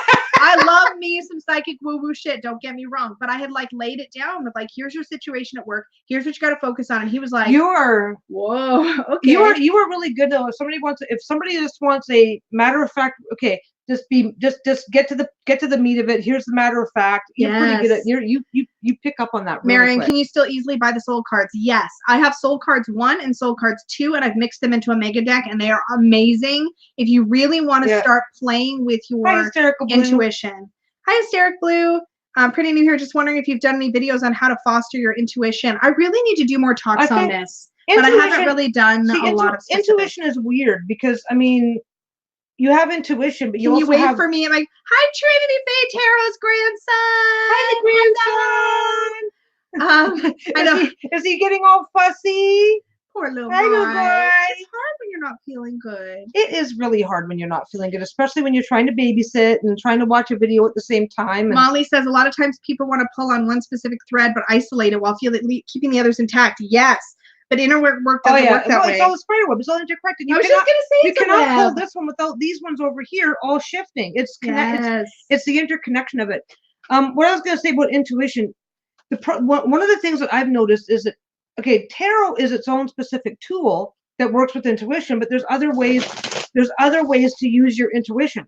I mean, I enjoy tarot. I do tarot. Lisa says I'm pretty good at tarot, but my intuition works better with dream interpretation because that's kind of where my skill is. Yeah. So it's like you can work on that. So tarot, practice, and see where it takes you. But you may find that as a tool, intuition may work better for you in other areas. Yes. But it's sometimes anything. Like anything, you have to practice. Yes. It's that simple. Empathy is the same way when you're working with psychic empathy. It's like you can, with people I'm bonded to. Have fun at work, Jennifer. With people I'm bonded to, I can really like legitimately emotionally go through what they're going through if I'm not careful to reel things in. Oh, Brienne's in. Oh, hi, Brienne. Oh, Donna says, I had a tester in tears last April. The dude's wife made him do it. Tough guy, big beard, arms folded, scowled a whole bit. He was a believer after 20 minutes at my table and hugged me so tight. I love breaking men. That sounds so bad. But like, honestly. Guys are stoic. I gotta get a reading from you, Donna. I really do. When you get a really stoic person in front of you and you break down their walls, it is the most what's the word I'm looking for? Not empowering. Guys? No, what's the word? I need a word. Help me with a word. It's not potato. Shut up. Empowering. I wasn't even gonna say it this time. It's the most rewarding. That's the word I was looking for. It's the most rewarding experience when you can really break down somebody's walls. Yes. Well, and hi, Mimi. And now, but the thing is that it comes across as guy hating if you say it the wrong way. But guys, did I say it the wrong way? No, I don't hate boys. I'm just checking I love some boys. I think we have 2 sons. We love guys. Satisfying, Katie. Yes, that's probably the word I was looking for. Guys are by nature raised to be very stoic and not show their emotions. So when a guy breaks down, does the tears, it's a much stronger indication of where your skill is at. You know. Donna says she'll read for you anytime. Yay! You know what? I'll tell you guys, I don't care how many times you read for yourself in a week. I pull cards for myself multiple times a day, every single week, I'll do every a practice single day. reading for you, Donna, and you can tell me if I sucked or not. Hold on. I don't care how much you work with the tarot. Get you a reading from somebody else in your life at least a few times a year. Like whether it's a personal person, whether it's a professional reading. It's really easy to start seeing what you want to see when you're doing readings for yourself. That's kind of why I look at as that's why a lot of the times when I'm pulling cards for myself, I don't look at it as a personal reading, but an idea of something I should be contemplating. Yes, when I get a professional reading, usually 2 to 3 times a year, and I always look over those readings multiple times. I revisit them multiple times throughout the year. I reread them. I rewatch them. I revisit my notes. I think it's so important. It's kind of like how people who do counseling work should be counseled on occasion, right? Check in for your own mental health. Get that outside perspective. I think it's so healthy. And I think sometimes when we're playing with the tarot all the time, we're like, oh, well, why would I do that? I can do it for myself. But it's so valuable and so validating when you get a really amazing reading from somebody outside yourself. Can you guys hear him? Bruno's like growling. Oh, Molly, I need to get a reading from you, Lisa. The problem I have is I never know what to ask of other readers. You know, it's funny. I get readings for other people for a couple main Are you guys hearing him? Purposes. What you doing, buddy? He's being really cute. I get readings. He's trying to get attention. He does this little puppy growl, and it's the softest little thing you've ever heard. And it's adorable, but I get kind of general check-in readings, like what do I need to be looking at in my life right now? And then I also get readings when I'm in really sticky situations. Yeah, I did it. Yeah, Hecate's Crossing. I did a reading for this tough Kiwi rugby bloke, and after 3 cards, the message enabled him to open up to his emotions. A tear flowed. He felt heaps better afterwards. I got so freaked out because when I first started reading for people, and especially for men, and they would cry, I was like, oh my God, I'm a monster. I felt so bad. But they always make a big burly man cry. I'm powerful. Well, at first I would feel bad, and that's why I started doing that visualization, right? But then I started to feel really good. I wish I could hear me sound so cute. Oh, grandmother this year? Oh, are you ready for that? Here's hoping a condom breaks somewhere. I was just thinking about that. Honestly, I was just thinking the other day about I wonder if Donna's ready to be a grandma yet. Oh, that's trippy. That's interesting. Oh God, Will and Grace are doing ASMR and it's annoying. What? I get. What did Moon Baby say? I missed it. I get readings for myself when I'm having trouble articulating what I want to ask as well. Yeah, same. If it's like, I don't know, something's kind of needling at me and I'm not sure what it is. Yeah, Moon Baby, I think you should consult another person if you find yourself asking the same question over and over. That's brilliant. That's a brilliant point. And I think a lot of times, like, you want food? Well, of course he does, but it's only 7:20. I He's know. a diabetic. He's So trying- he's gotta wait. He's trying to convince me that it's 9 o'clock. This is such a fantastic chat. Okay, so I'm curious from you guys, because we're on the topic of sort of ethics and boundaries and reading for other people, can anybody who thinks of any questions, what are some questions you're like dreading being asked, you don't want to answer, you kind of get annoyed by if you get asked, or you're worried? You know, you the would one be question annoyed? I don't want anybody to ever ask me. What's that? Just Donna's comment. Am I pregnant? Oh, I don't. I say straight up, I will not predict anything to do with Yeah. health or like legal battles. I can't. It's actually a legal ethical boundary in a lot of states or countries. I have a couple good friends who do exchanges. That's really good. Yeah. I actually really enjoy Bruno. He's not stopping. Relax, buddy. Why don't you get him a beef treat? Do you want a treat? Get him go on. Go get him Where a are beef they? treat. Hold on there. Is my husband cheating on me? Ooh, okay, so that's a good one. So Caroline said that's a really good question, and it's not an uncommon one. So people in the room, how would you handle, is my husband cheating on me? Here's your refund. Actually? I don't think I would do it. I don't think I would do a reading like that, because the reality is that if they're asking, they probably are. This is what Bruno wants. Do you know how many times he's staring at you with this undivided attention? Okay, guys. Also, this wine is amazing, and oh my God, we have got to one of these days just get the camera at ground level and film Bruno when he's decided that he's starving, because he is just such a. I'm gonna highlight this comment from Claire, so you guys can send some energy when you're ready. Oh yeah. Please send your prayers to people who might be worse than you. Claire, where are you? What's going on? Yeah. Legal issues and health diagnoses. Yeah, I have. Yep. I hold legal issues and health diagnoses. Period. Will not do. Agreed, Caroline. If they are asking, they probably are. Here's what I do. If somebody asks me, I'll just do it right now. If somebody says, "Are you cheating on me?" I'm going to pull a few cards, right? So I've got Death. Seriously, Shayla? The Ten of Cups and Judgment. These are the three cards I just pulled. So based on those three cards, I would say an inevitable change that you're avoiding, you don't want to let go of. And that has to do with your perfect little picture of what your family looks like. And Judgment is stepping out of something that's not necessarily good for you, stepping into something that is in your highest good. And I would say, look, honey, regardless of whether he's cheating on you or not, these cards say that you need to really take a close look at your relationship. So you'd answer the question? I wouldn't say, here's interesting, this is what I'm saying. I wouldn't say yes or no. I would say, based on these cards, this is what you need to really focus on. Oh, and these cards, Australia. I'm sorry, Claire. The fires are insane over there. Based on these cards, I would say, look, these cards say something needs to shift in your current situation, in your current relationship. There's something you're so fixated on this pretty picture of what your life should look like that you're not letting go. So basically, that says you need to let go. Regardless, so you would direct the answer. I would direct the answer, which is again what I was mentioning earlier. But I wouldn't rephrase the question, which is interesting. I would say, well, regardless of whether they're cheating or not, here's what I've pulled about your relationship. And I think that's that's exactly what Molly is saying too. If someone is even asking that, they need to take a look at what they want or actually getting from their relationship. Exactly. I'm not going to avoid the question, but I can't say I don't feel confident enough ever to mess with somebody's lives enough to say confidently yes they are or no they aren't. I'll say, based on this situation, even if I know the answer, I wouldn't tell them. Yeah, here, let me pull another random three cards. Okay, so now I've got the Tower. Yeah.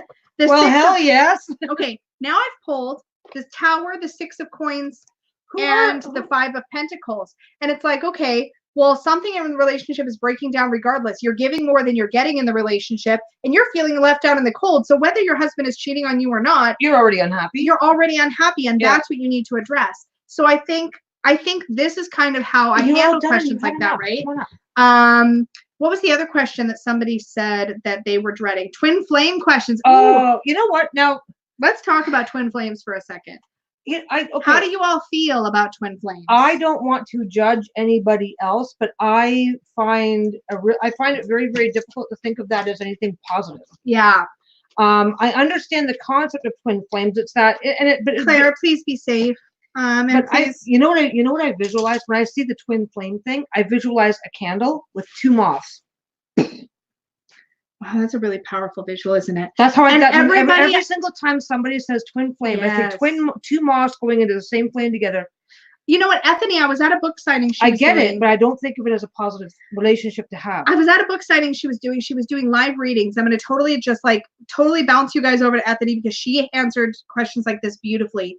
She was doing like live on the fly readings at this book signing. And somebody wanted to ask a question to get a live reading, like, am I going to meet my soulmate? And she's like, okay, do you want the person you're going to spend the rest of your life with, or do you want to know if you're going to meet your soulmate? Because sometimes the person that's your soulmate is the person that's going to set your life on fire. And sometimes the person you're going to spend the rest of your life with isn't your soulmate, right?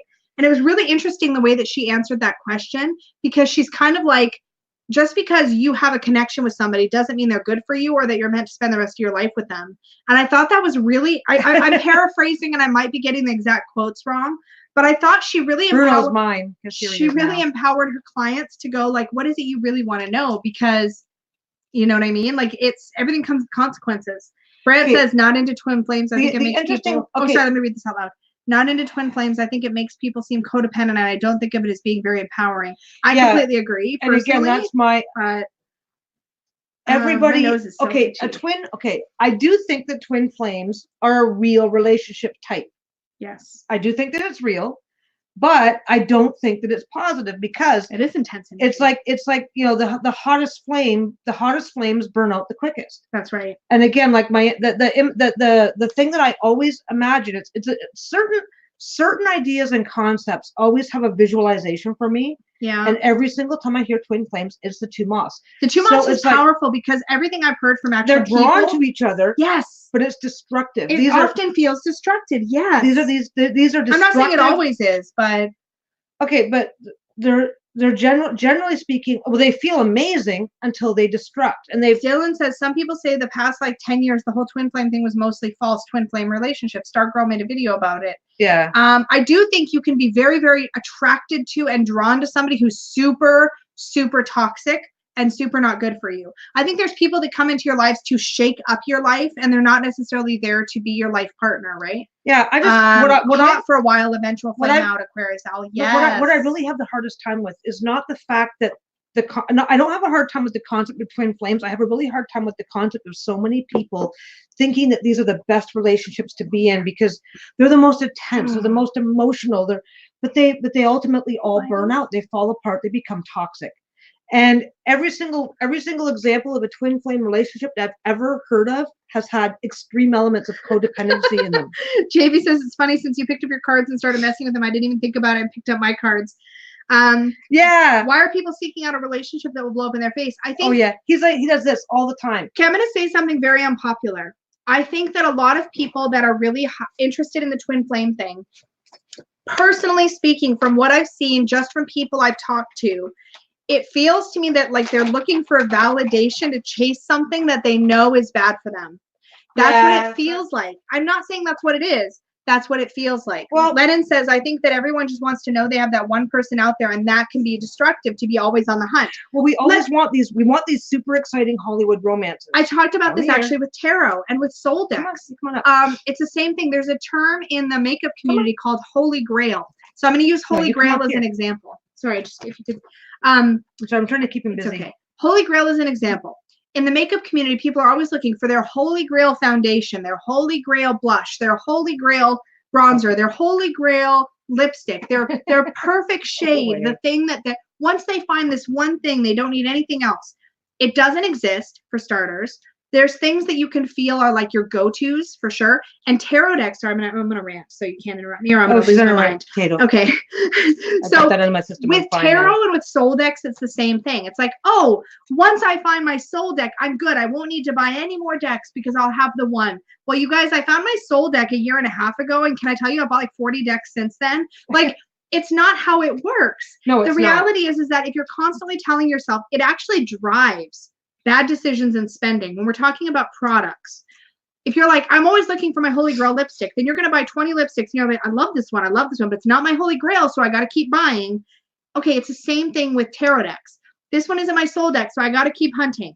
I got to keep hunting until I find my soul deck. No, you don't. But it's fine. You have enough decks. It's fine. This is my point. If you let go of the idea that there's the one perfect sort of match for you, deck-wise, lipstick-wise, perfume-wise, partner-wise, if you let go of that for a second and go, what brings me joy? What makes me feel filled up? What makes me feel like I'm getting the messages I need to get? And you dig into your current collection, you're like, you know what? Every time I pull the Rider-Waite, I get really steady messages and I love it. But I also love working with the soul cards, and I also love working with the Forest of Enchantment. And hey, I really like the Sassari. So you're describing a poly relationship here. This is what I'm saying. We're not okay, hold on. Sorry. Let me rephrase. When it comes to people. Okay, guys, for the record, aren't you? I've been poly. I am no longer guys, poly. I need a quick reading here. Is my wife screwing around on me? Whoa! How many decks do you own, honey? Okay, wait. This did not go where I was.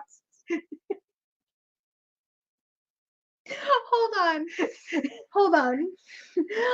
When it comes to people, what I was getting at is that if you need more than one, polyamory is awesome. If you're into polyamory, you need a Rider-Waite Smith partner and a Sassari Beetle partner. Okay, so here's what I've learned in my own. You need to tell me. No, here's what I've learned. To confess. No, because here's what I've learned in my own life. Oh, because you'd have to pay alimony. If somebody could gag her, that'd be amazing. Not that kind of gag. Okay, so here's the thing. Perfect example. Thanks for bringing this up, honey. I'm gonna steer. No. Potatoes. No. Gravy. Potatoes and gravy. French fries. Okay, I've had this entire milk bottle of wine. I know. It's like stop talking for a second. Okay, perfect example for Peggy and I. I've done polyamory. I've had multiple partners. I've had open relationships. I have learned that monogamy. Gay gasp. Molly just said gagging is also awesome, but I can't right now with life in general. Oh my God. Okay. Back on topic. This is an adult-only chat, people. Okay. So the point I'm trying to make is this. I learned for me personally that the relationships that empower you are, and that. When did you learn that? Because I hope it was like 15 years ago. Before I showed up, not after. Hold on. What? I learned it with you. The relationships that empower you are worth putting in. Okay, you know what? This is just, I can't. Yep, I'm cheating on Peggy with decks. So many decks. I can't. I lost my entire train of thought. You like big decks and you don't know. I like big decks and I cannot lie. I need to make up new lyrics for that. Well, okay, so the twin. Did anybody follow with the point I was trying to make? Which is just what it is. Okay, Hollywood movies. The grass is greener where you water it. This is what I was trying to point out. Whether it's tarot decks or relationships. I'm laughing so hard I'm going to pee myself without watering it.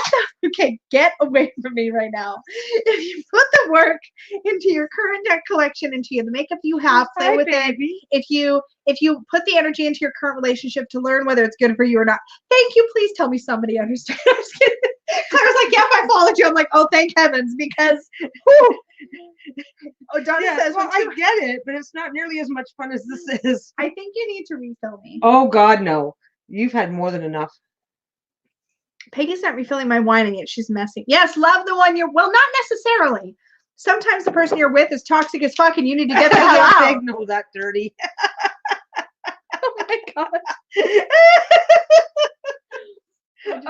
Okay. You totally do. You're a jerk. Am I absolutely so derailed? I just don't even know. Oh, wait, Amber. I think you're trying to say that people chase the deck /flame /whatever, then they miss the choice they have, and development they can do. Oh, good Lord, thank you. I think everybody understood. This was just more fun. It was more fun for you. Yeah. You're laughing. I'm laughing. In that psychotic. Moving the camera. She's touching things. Oh no! Don't let her touch things. Don't let her touch You things. scared Bruno. He was coming over here for a cuddle. I'm sorry. Where are you going? I was fixing the camera. Did I fix it? No, I think the twin flame thing. You know what? Okay, I kind of blame Hollywood. Like, I mean, we have this. You can't turn on the TV without seeing this normalization of these intense, hyper emotional relationships that are utterly codependent. Excuse me.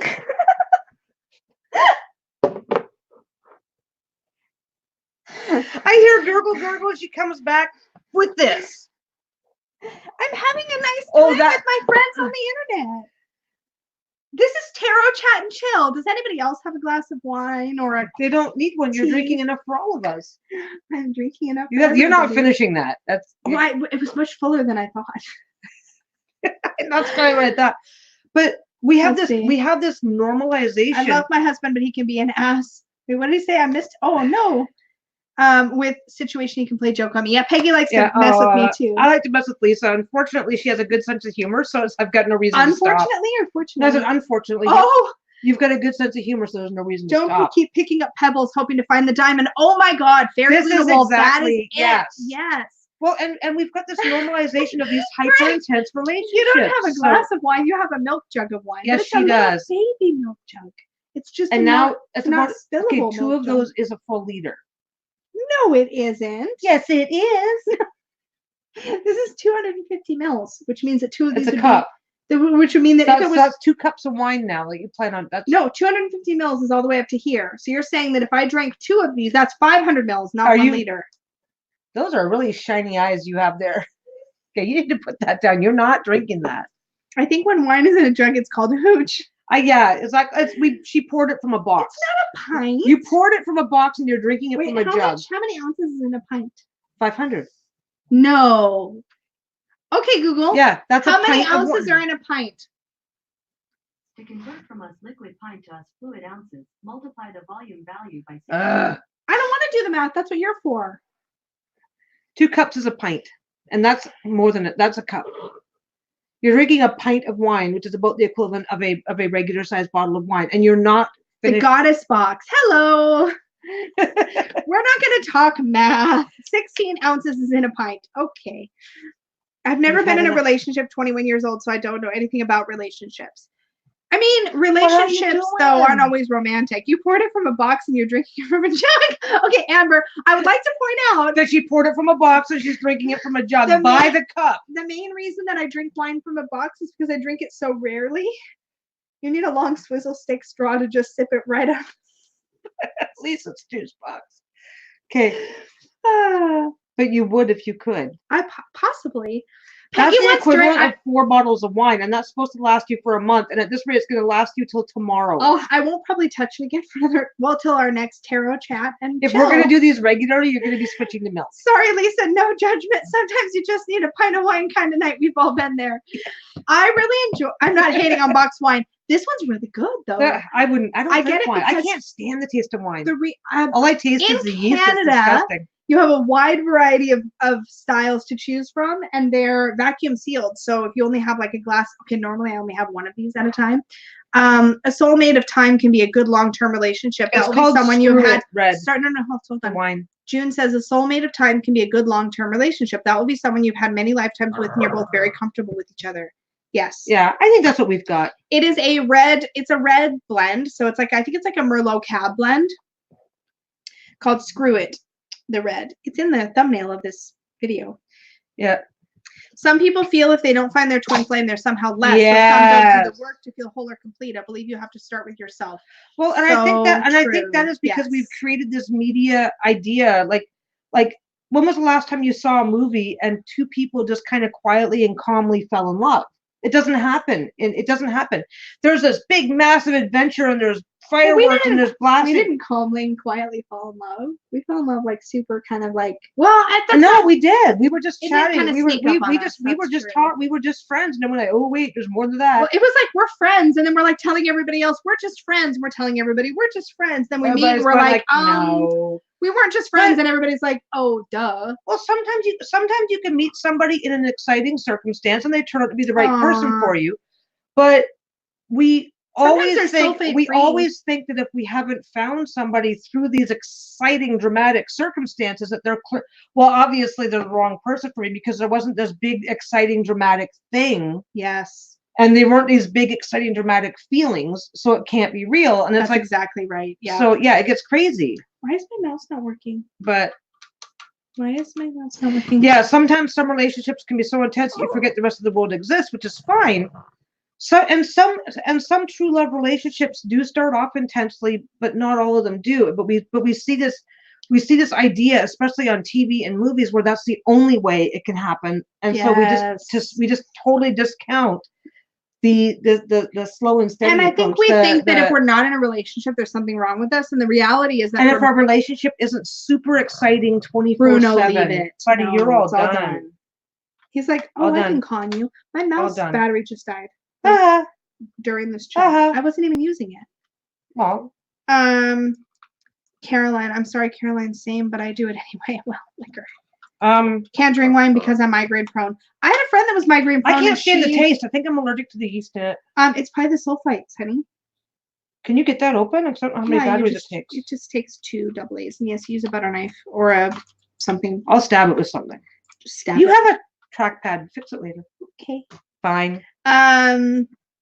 I think the thing about twin flame. Okay, so that was one thing that came up was twin flame. What are some other questions you guys twin flame, they get excited. They get addicted to the excitement, and then they stop recognizing what's right and wrong with the relationship. Hecate's Crossing also says relationships have cycles, ebbs and flows. If you are not patient and willing to put in effort into any relationship, romantic or otherwise, it's going to fizzle, period.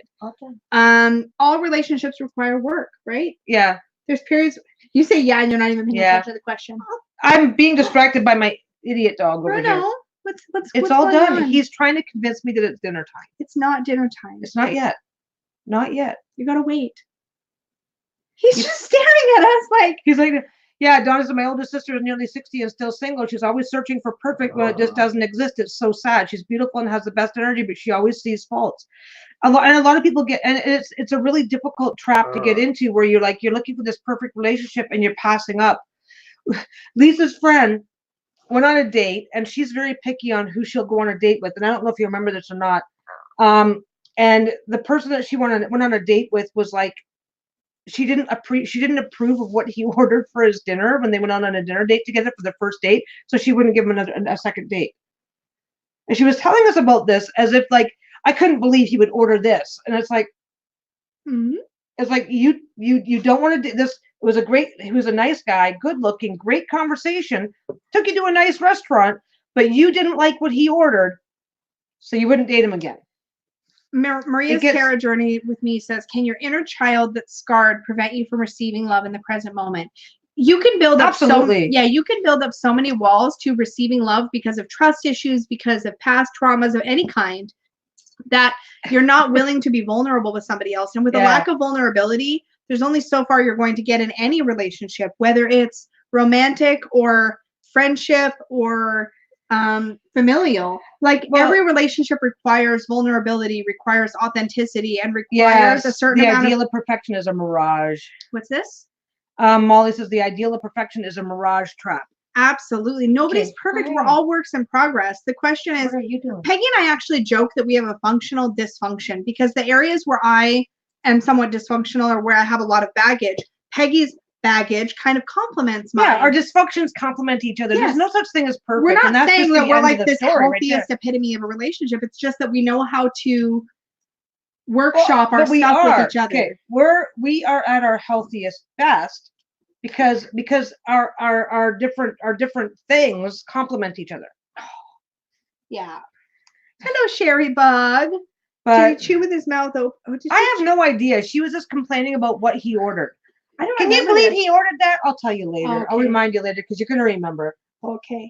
I believe that our imperfections is what makes I'm slightly embellishing and leaving out a couple of details to protect the not so innocent. To protect the not so innocent. Yeah. Okay, the goddess box. I'm super distracted by your name. Do you have a subscription box or something, or is there? I'm just curious because your name is Bruno. Catching my attention. We have a doggo that is like, hello. He has decided. Exactly. Thank you, Temperance, and so it is. Absolutely. Yeah, you have to love you before you can love someone else. This is the truest thing. I think those of us that have really had to work hard for our self-worth completely get it. If you are looking for a relationship and you are not in a place where you're really aware of your own value and your own worth in general, that you're going to really struggle. What? Oh, everybody's wondering what the guy ordered. It turns out that the guy wasn't particularly impressed with what was on the menu. So he ordered a single avocado finely diced because it was just a lunch date and he didn't like what was on the menu, but needed to eat. That's obnoxious. Why don't I remember that? I will explain it to you. The thing is that it was actually based on, there's a whole lot of reasons why this should not have been a problem based on the person that was telling us the story. So a pint is 2 cups or 16 ounces. Hi. I'm gonna have to put this in. Are you getting a little desperate? Brianne. Hi, Brianne. So yeah, so Won't go on a second date if you do. Yeah. yeah, that's yes. Molly, yeah, Molly gets it. The key: each person's functionality and dysfunctionality needs to complement each other. That is why, if I was with somebody who was super quiet and super reserved, it would not be a fun relationship for either of us. You could have put up with that. No, but neither could you. No, that's You true. okay? Because you like being teased as long as the person, not as long. I know when to stop. You're very conscientious of my feelings, and you never want me And to your take limits. anything seriously. Yeah, you're very like intuitive about where my stopping point is with any joking. But you or- enjoy that. yeah. I mean, if I never teased you, never did anything, you kind of would. We wouldn't laugh as much in our relationship. Yeah, I mean that's that's a very small obvious thing that everybody can see. But I will tell you right now, if I was if I was other people, if I was in a relationship with somebody else and teasing them like that, they probably hate that about me. Yeah. Not everybody, but Liz says, I have been fangirling Brene Brown recently, and I love how she says she's a former perfection addict and an aspiring good enougher or something like that. yeah. Brene Brown's work is absolutely incredible and it's very inspiring. I love all of her books. I think she's amazing. And her I am TED going to Talks. cave and feed him in a few minutes because he is within his window. 7:45. It's early for him. Do you think he needs to go potty? You need to go outside. He just immediately stopped panting. He is keyword trained. They both understand certain words so that we can like figure out what they want when they're both doing this to us. Bruno. Sherry Buck says, I tell y'all I'm trying You need to go online and the potty. men out there are just He ridiculous. needs to go outside. Aw. I said potty and he jumped down. Okay. Oh, I will get be to back. manage the live chat by myself for a minute. This will be fun. Yes, sir, I'm the one who's going. See you when you get back. That better Bye. still be having that. She's tracking my wine now. What you doing? Come on, guys. Brene Brown is incredible. So, dragging it back to the topic a bit, we were talking about questions. Laughter is so healthy in a relationship. Peggy and I laugh constantly. Chug, chug, chug, Amber says. Hey. This is the first time I've had wine in like several months, so I'm not sad about it. The sound of people chewing and sipping is a thing. Doesn't mean you need to catch up. I'm not, don't worry. But this is delicious. This Screw It, the red, I love it. Somebody mentioned earlier, Peggy, I think, was talking about journal prompts and like having questions. And I just wanted to do another shout out. If you haven't seen it yet, it's on my community tab on my channel. If you look at the community tab, our very own Julie Peekaboo Rose here on YouTube has made a tarot, or not a tarot deck, an oracle deck. It's really a deck of prompts called Cup of Contemplation. It's absolutely beautiful. It's very affordable on Make Playing Cards. There's a link to purchase it on her video, and if not on my post on the community tab. But it literally is questions like, what if I remembered that we're all mad here? Or I'm not very good at thinking of examples, but it's absolutely lovely. Vectorized images, really cute artwork. Each mug has something on it that speaks to the theme of that particular question. I think it would be an astounding deck to use for personal journal work, as well as an astounding deck to use. I don't know where astounding is coming from. A wonderful deck to use for pulling what your card of the day is going to be about. So check that out if you haven't yet, especially if you really enjoy decks that have questions or prompts right on them. Molly says, that's why I want to create my own affirmational deck for those with low self-worth, where the mantras aren't, I love myself fully, but I think I'm okay-ish at times. The thing about a self-worth journey is that the most important part of it is that you meet yourself where you are. So many of us think that if we're not absolutely in love with ourselves, that we're doing self-worth wrong. When self-worth is more like, today I'm not going to beat the crap out of myself, or today I'm not going to look at myself and tell myself I'm ugly. There's a huge gray area between telling yourself that you're beautiful and telling yourself that you're ugly, as an example. And I think when we're talking about self-worth, it's really important to keep in mind that like it's a path, right? And this is true with any kind of self-growth work, personal growth work. We're always somewhere on that sort of messy path. And I think sometimes we think if we're not good, then we're bad. If we're not bad, then we're good. And there's so much gray area.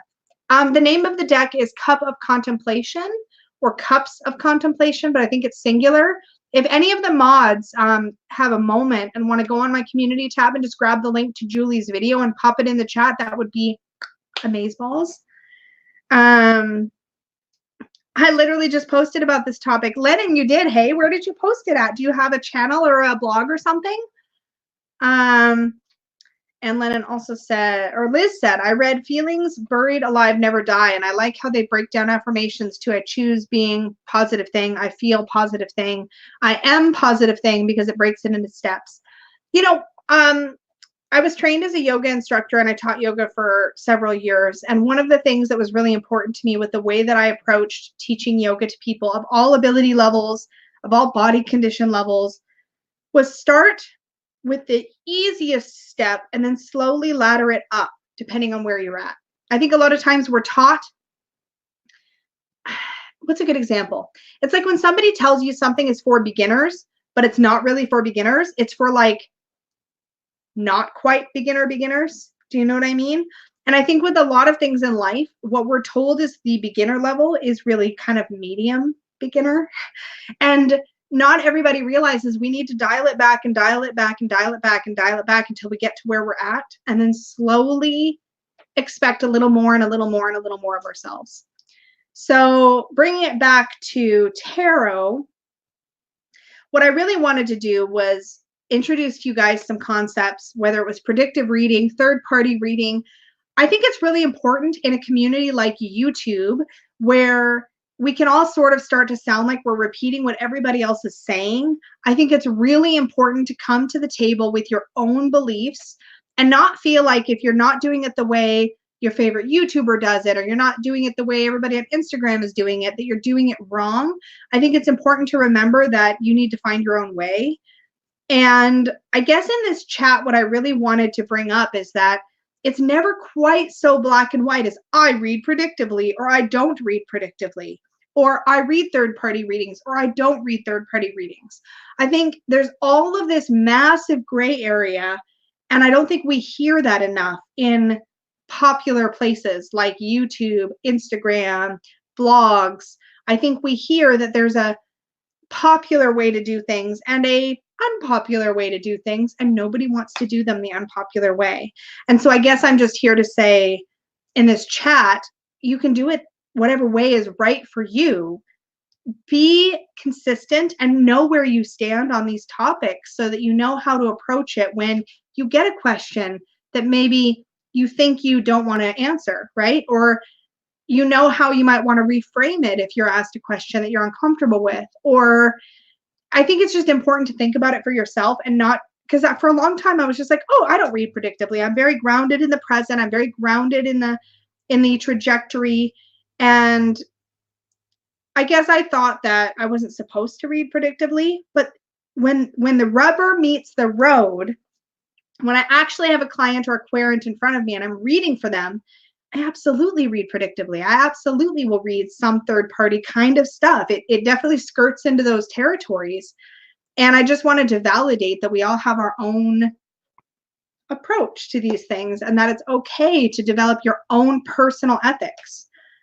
Marian says, Lisa, I've always struggled with the way I feel about myself. And for the first time in my life, finding your channel and discovering self-worth has had the most amazing impact on my life. Thank you. Oh, you're welcome. Whale song. I sound like you know yourself. I know it is a chat, but I believe you got this, Dylan. Oh, this talking to Dylan. Okay, gotcha. Donna, absolutely. What'd you do?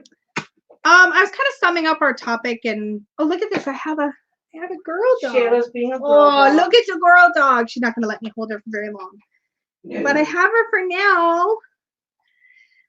So yeah, I guess I know we're going to have to wrap it up soon because we're almost at 2 hours. But Oh my God. I know. But yeah, my glasses exactly. are over there. See. Oh, I can see things if I go like this. You feel like what?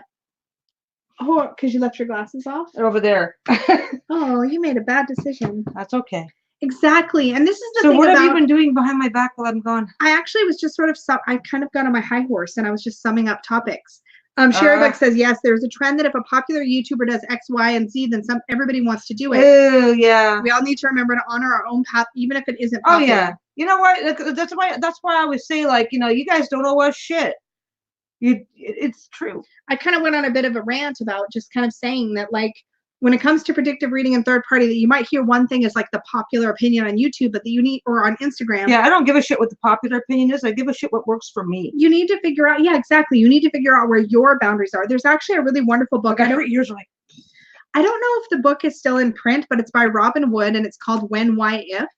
And it was a pagan book that was put out, which was basically designed to help you determine what your personal ethical or moral boundaries and codes are. oh, I like that. Comparison is the thief of joy. It's true. It's absolutely true. If you get a good, if someone or something gives you an idea that you like and resonate with, then that's awesome sauce. It's like, oh, cool. That's kind of flattering that somebody thinks I have a good idea. But if somebody doesn't like an idea or a thought, it's like, that's cool. They're an individual. Yeah. Ethics are absolutely a personal journey. Determining whether or not you're going to read predictively, personal journey. How you're going to read predictively and what those ethics look like for you are going to be different person to person. I think there are people who specialize in medical readings, who are specialized in twin flame readings, and that's fine. I mean, they're working within what they feel is ethically sound, and the people that resonate with that will find them. Donna says it beautifully. I tarot much like I cook. Sometimes I put a dash of this and a pinch of that. I seldom follow a recipe. I don't think tarot is meant to follow a recipe. No. Here's what's interesting. I am a very linear, black and white kind of person. I like formulas. I love recipes. But when it comes to divination and tarot, all bets are off, because I think it's really important to approach those things with an intuitive mindset. Well, and it varies by the situation, by the person, by the question. And I actually boxed myself in by having too many rigid rules about what I will and won't do. And what I realized was that when it came to actually reading in real time, trust your intuition as to what's exactly. This person is ready for the answer. I can do the reading. This person is not ready for the answer. I cannot do the reading. It's like Molly makes an excellent point. The best thing when you're acting as your authentic self, you will, all capitals, meet others who like what you're doing. You'll find your people. That way, who are also being their genuine selves. There's a term, your vibe attracts your tribe. I learned this as a yoga teacher. If you are true to who you are and how you portray yourself in the world and how you approach, like even my channel is a good example. I show you guys exactly who I am, and you can decide if that resonates with you or it doesn't. And if it doesn't, no harm, no foul. See you later. No problem whatsoever. And if it does resonate, you're going to hang around. Oh, I'm sorry. Were you reading something? I had a dream that the Witch of Wonderlust killed an octopus, my power animal, and I took it as I could admire her style, but don't morph yourself into her box. Do your own thing. That's exactly right. Yeah. Absolutely. And Molly said, sorry, I saw I had a dream, and it's like I had to stop and read that. Fair enough. I never follow recipes exactly. Once you know the basic rules, you can learn to break them. Yes. Well, so much of it is determining what you're comfortable with and what feels right to you. And here's the beautiful part. You may not really firm up your boundaries and your ethics around reading for others until you're actually reading for others regularly. And then you'll start to feel those ethics and those boundaries solidify. Well, and you know what? The best practice, my personal opinion, of course, and you don't have to share that, is that when you're learning and when you're practicing, it's not just read for people that you trust. Yeah. Not to feel harmed or upset by. Because one of the things, I have a tarot deck, I'm going to read for everybody, and then I don't understand why everybody's mad at me. And I think Donna mentioned this earlier. It's also really wonderful practice to read based on television shows, movies, politics, anything, popular people on YouTube, like not like even in tarot. Well, things where you're not gonna like if things you're not personally attached to. If something happens on the news and you do a reading on it, that's really good practice, and you'll ultimately ideally find out whether or not you're right or wrong. You can test your accuracy. Your accuracy and test how you feel about reading on different topics, different thoughts, and different ideas. Yes. I was thinking of styling it after Witch of Wonderlust. I haven't seen Witch of Wonderlust, but definitely if you want to make. The thing about the channel, I find YouTube to be an amazing creative outlet for me personally, because it's got enough structure that I feel like I can be creative. I like ritual, I like routine, so I like having certain videos that I come back to again and again, like my weekly deck reviews. She just had a bath. I love that, but then I love being able to experiment and try new things. Yeah. Amber D says, okay, newbie, how do you set up that kind of reading? I love that. I just got to get my space cleaned and decorated a bit. I'm almost there. My God, I sit in front of we have two couches in a like this in a room, and I sit in the couches in front of my sewing area, and my sewing area is a mess. It's like if people want to see, Yes. if people want, if you're, Molly said it perfectly. The YouTube channels I love the most are the ones where the creators are doing what makes them happy. yes. When they're enjoying themselves, it comes across, and it makes me feel like coming back. Mhm. I have from the beginning with my Those channel. are the channels that I love the best. Those are the channels I try and keep track of. I try and watch, and if I get behind, I'll binge those guys before I'll try to catch up with the personal. You don't watch my videos because I hear you. My But commitment. I will try to catch up with the people versus the polished effort versus the. Yeah, you know what I mean? my commitment I made to myself was that I was going to make whatever content I wanted to make, whatever was fun for me, and that's all I share with you. If it's not fun for me, I don't do it. And it's, I think, a really wonderful boundary. There's a couple things that you've tried. It's like, oh, I gave that a shot. I made the video, so I'll put the video up, but it wasn't as much fun as blah, so I may not do it again. Exactly. There's nothing wrong with that. Hecate's Crossing, interesting. I was going through some of my old posts on my blog with some of these topics, and here we are discussing it. I said discussing it. We're disgusting your stuff. Hecate, if you want to throw your blog link in the chat, please feel free. Yeah.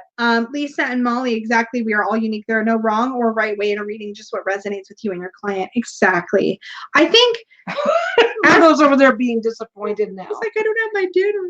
As with anything else, I really think that if you approach things with ethical intentions, I got Shayla hair on me. We're like picking out and scraping up all the dog hair now that they've decided that they want. If you approach things with ethical intentions, you will have an ethical outcome. And I just think the rest of it is feeling your way through it and figuring out what resonates with you. Dylan, when I do my reading videos to I'm going to sit in my mom's big golden chair because I'm a king. There you go. LMAO. YouTube is a great place with each person's individuality. Yes, I got a message from a friend saying she had binge watched my channel and I've never felt so flattered. I know. Isn't it amazing when people are like, I've been watching all your videos, and you're like, oh my God, you're watching me. Yeah. I'm watching some of your 31 Days of Tarot though. Are you? I forget what I was doing, but I did. It's the only way to keep track of all my spending. Is to watch my videos. Oh shit! What new decks did Lisa buy this month? Oh, there's another one. God. Why are we broke again? Right. Oh, yeah. Thank goodness I am doing client readings. Do more. Okay. I'll do more. Spend less. No. I have another Say Yes to the Deck episode coming soon. I just got to film it. But I've got decks on my list that I need to review. Oh, and quick plug before I forget and before we wrap up this chat because we're over 2 hours, so I'm gonna have to wrap it. I wonder why I was yawning.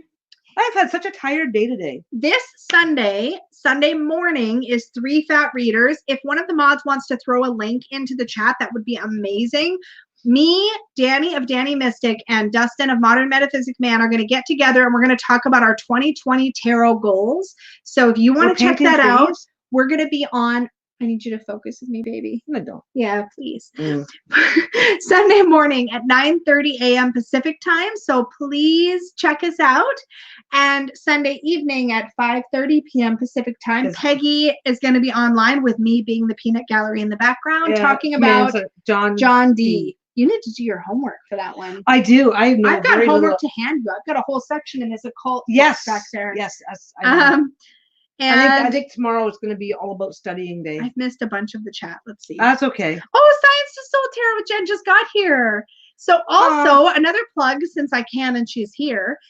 Science to Soul Tarot with Jen has recently made a video on her channel. She is making from trees on her property some delightful and gorgeous little handcrafted rune sets. I've already put in my order. Thank you, Donna, for putting the link to 3 Fat Readers in there. If you want to put a link to Peggy's channel in there too, that'd be amazing. Well, and put it, and pay yourself with a link to your own channel. Please. Go subscribe to Donna and everybody else in this Donna does some awesome chats, and every now and again we get to see her farmyard of wildlife. I was mid-rune plug. Anyway, her own personal petting zoo. Science to Soul Tarot with Jen is making some rune sets as long as she feels called to do it. I've already ordered my rune set. So get you over to her channel, subscribe, and check out her video on the runes she's making. They just look absolutely lovely. I'm really excited. Her energy is delightful, and I can't wait to have a set that have her energy all over them. That sounded creepy, but I do. I'm excited. Mm-hmm. This is what happens when I come on my chat and this is what happens when you're on your second jug of wine. It's not a jug. It's a bottle. It's a bottle. It's a bottle. It's fine. Yeah, I gotta go start studying him because Good he was night, alive at the Shadow he was Spirit. alive at the same time Nostradamus was. So it's good. There's gonna be some Thank really you, Donna. interesting You're the stuff. most amazingest ever. Yeah. Now make your own channel. And when is your next live? When's your next live? She was live today and didn't tell me. Or you. You didn't tell Peggy either. Oh, I had no idea. She told me she didn't tell me because I was at work, and she didn't tell you. I and you wasn't at work. I have no fucking life. Donna's in trouble. Donna's in trouble.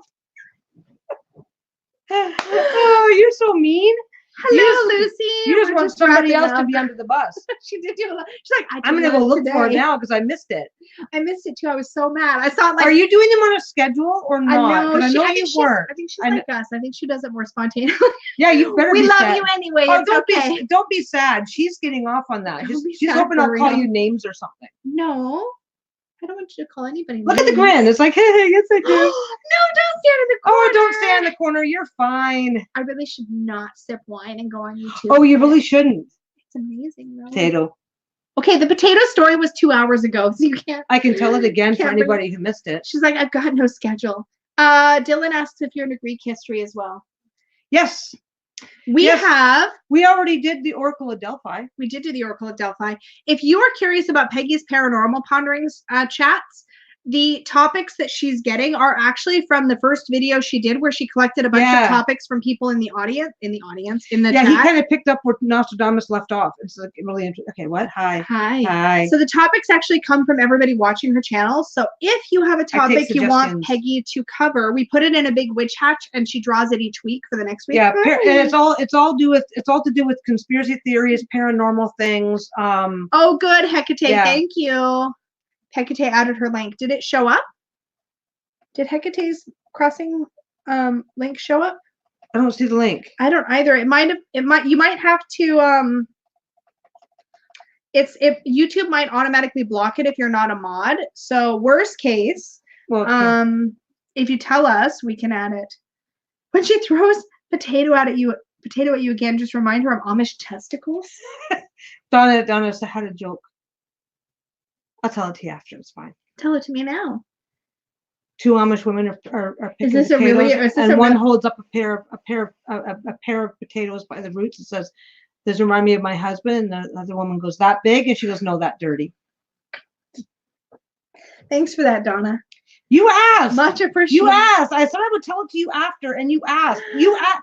Okay, this is what I mean by she likes it when I tease her. No. I did not sign up for this. You asked. I said I'll tell you later, and she's like, "Tell it to me now." And then you're like, "I didn't want you to tell it." Time zones are challenging. It's true. Okay, We're gonna wrap this chat. we're gonna wrap this chat up. It's been like over 2 hours. Thank you for hanging out with us. This Yes. was super fun. We will do another one of these soon. If you have suggestions for next tarot chat and chills topic, There be a triangle. let me know right now. We'll write some topics down and maybe Yeah, we'll do see? that for the next one. Yeah, she loves it when I tease her, Donna. You asked me what the joke was. I said I'd tell you later, and you said no. Tell me now. Then I told you. It was why'd you tell me? I don't care about that. Yeah. See. The Oracle Yeah. of Delphi is my most coveted deck currently. Yes, you did ask, Lisa. We all heard you. Look, I didn't Yeah, deny see- it. I just didn't think I was signing up for that specifically.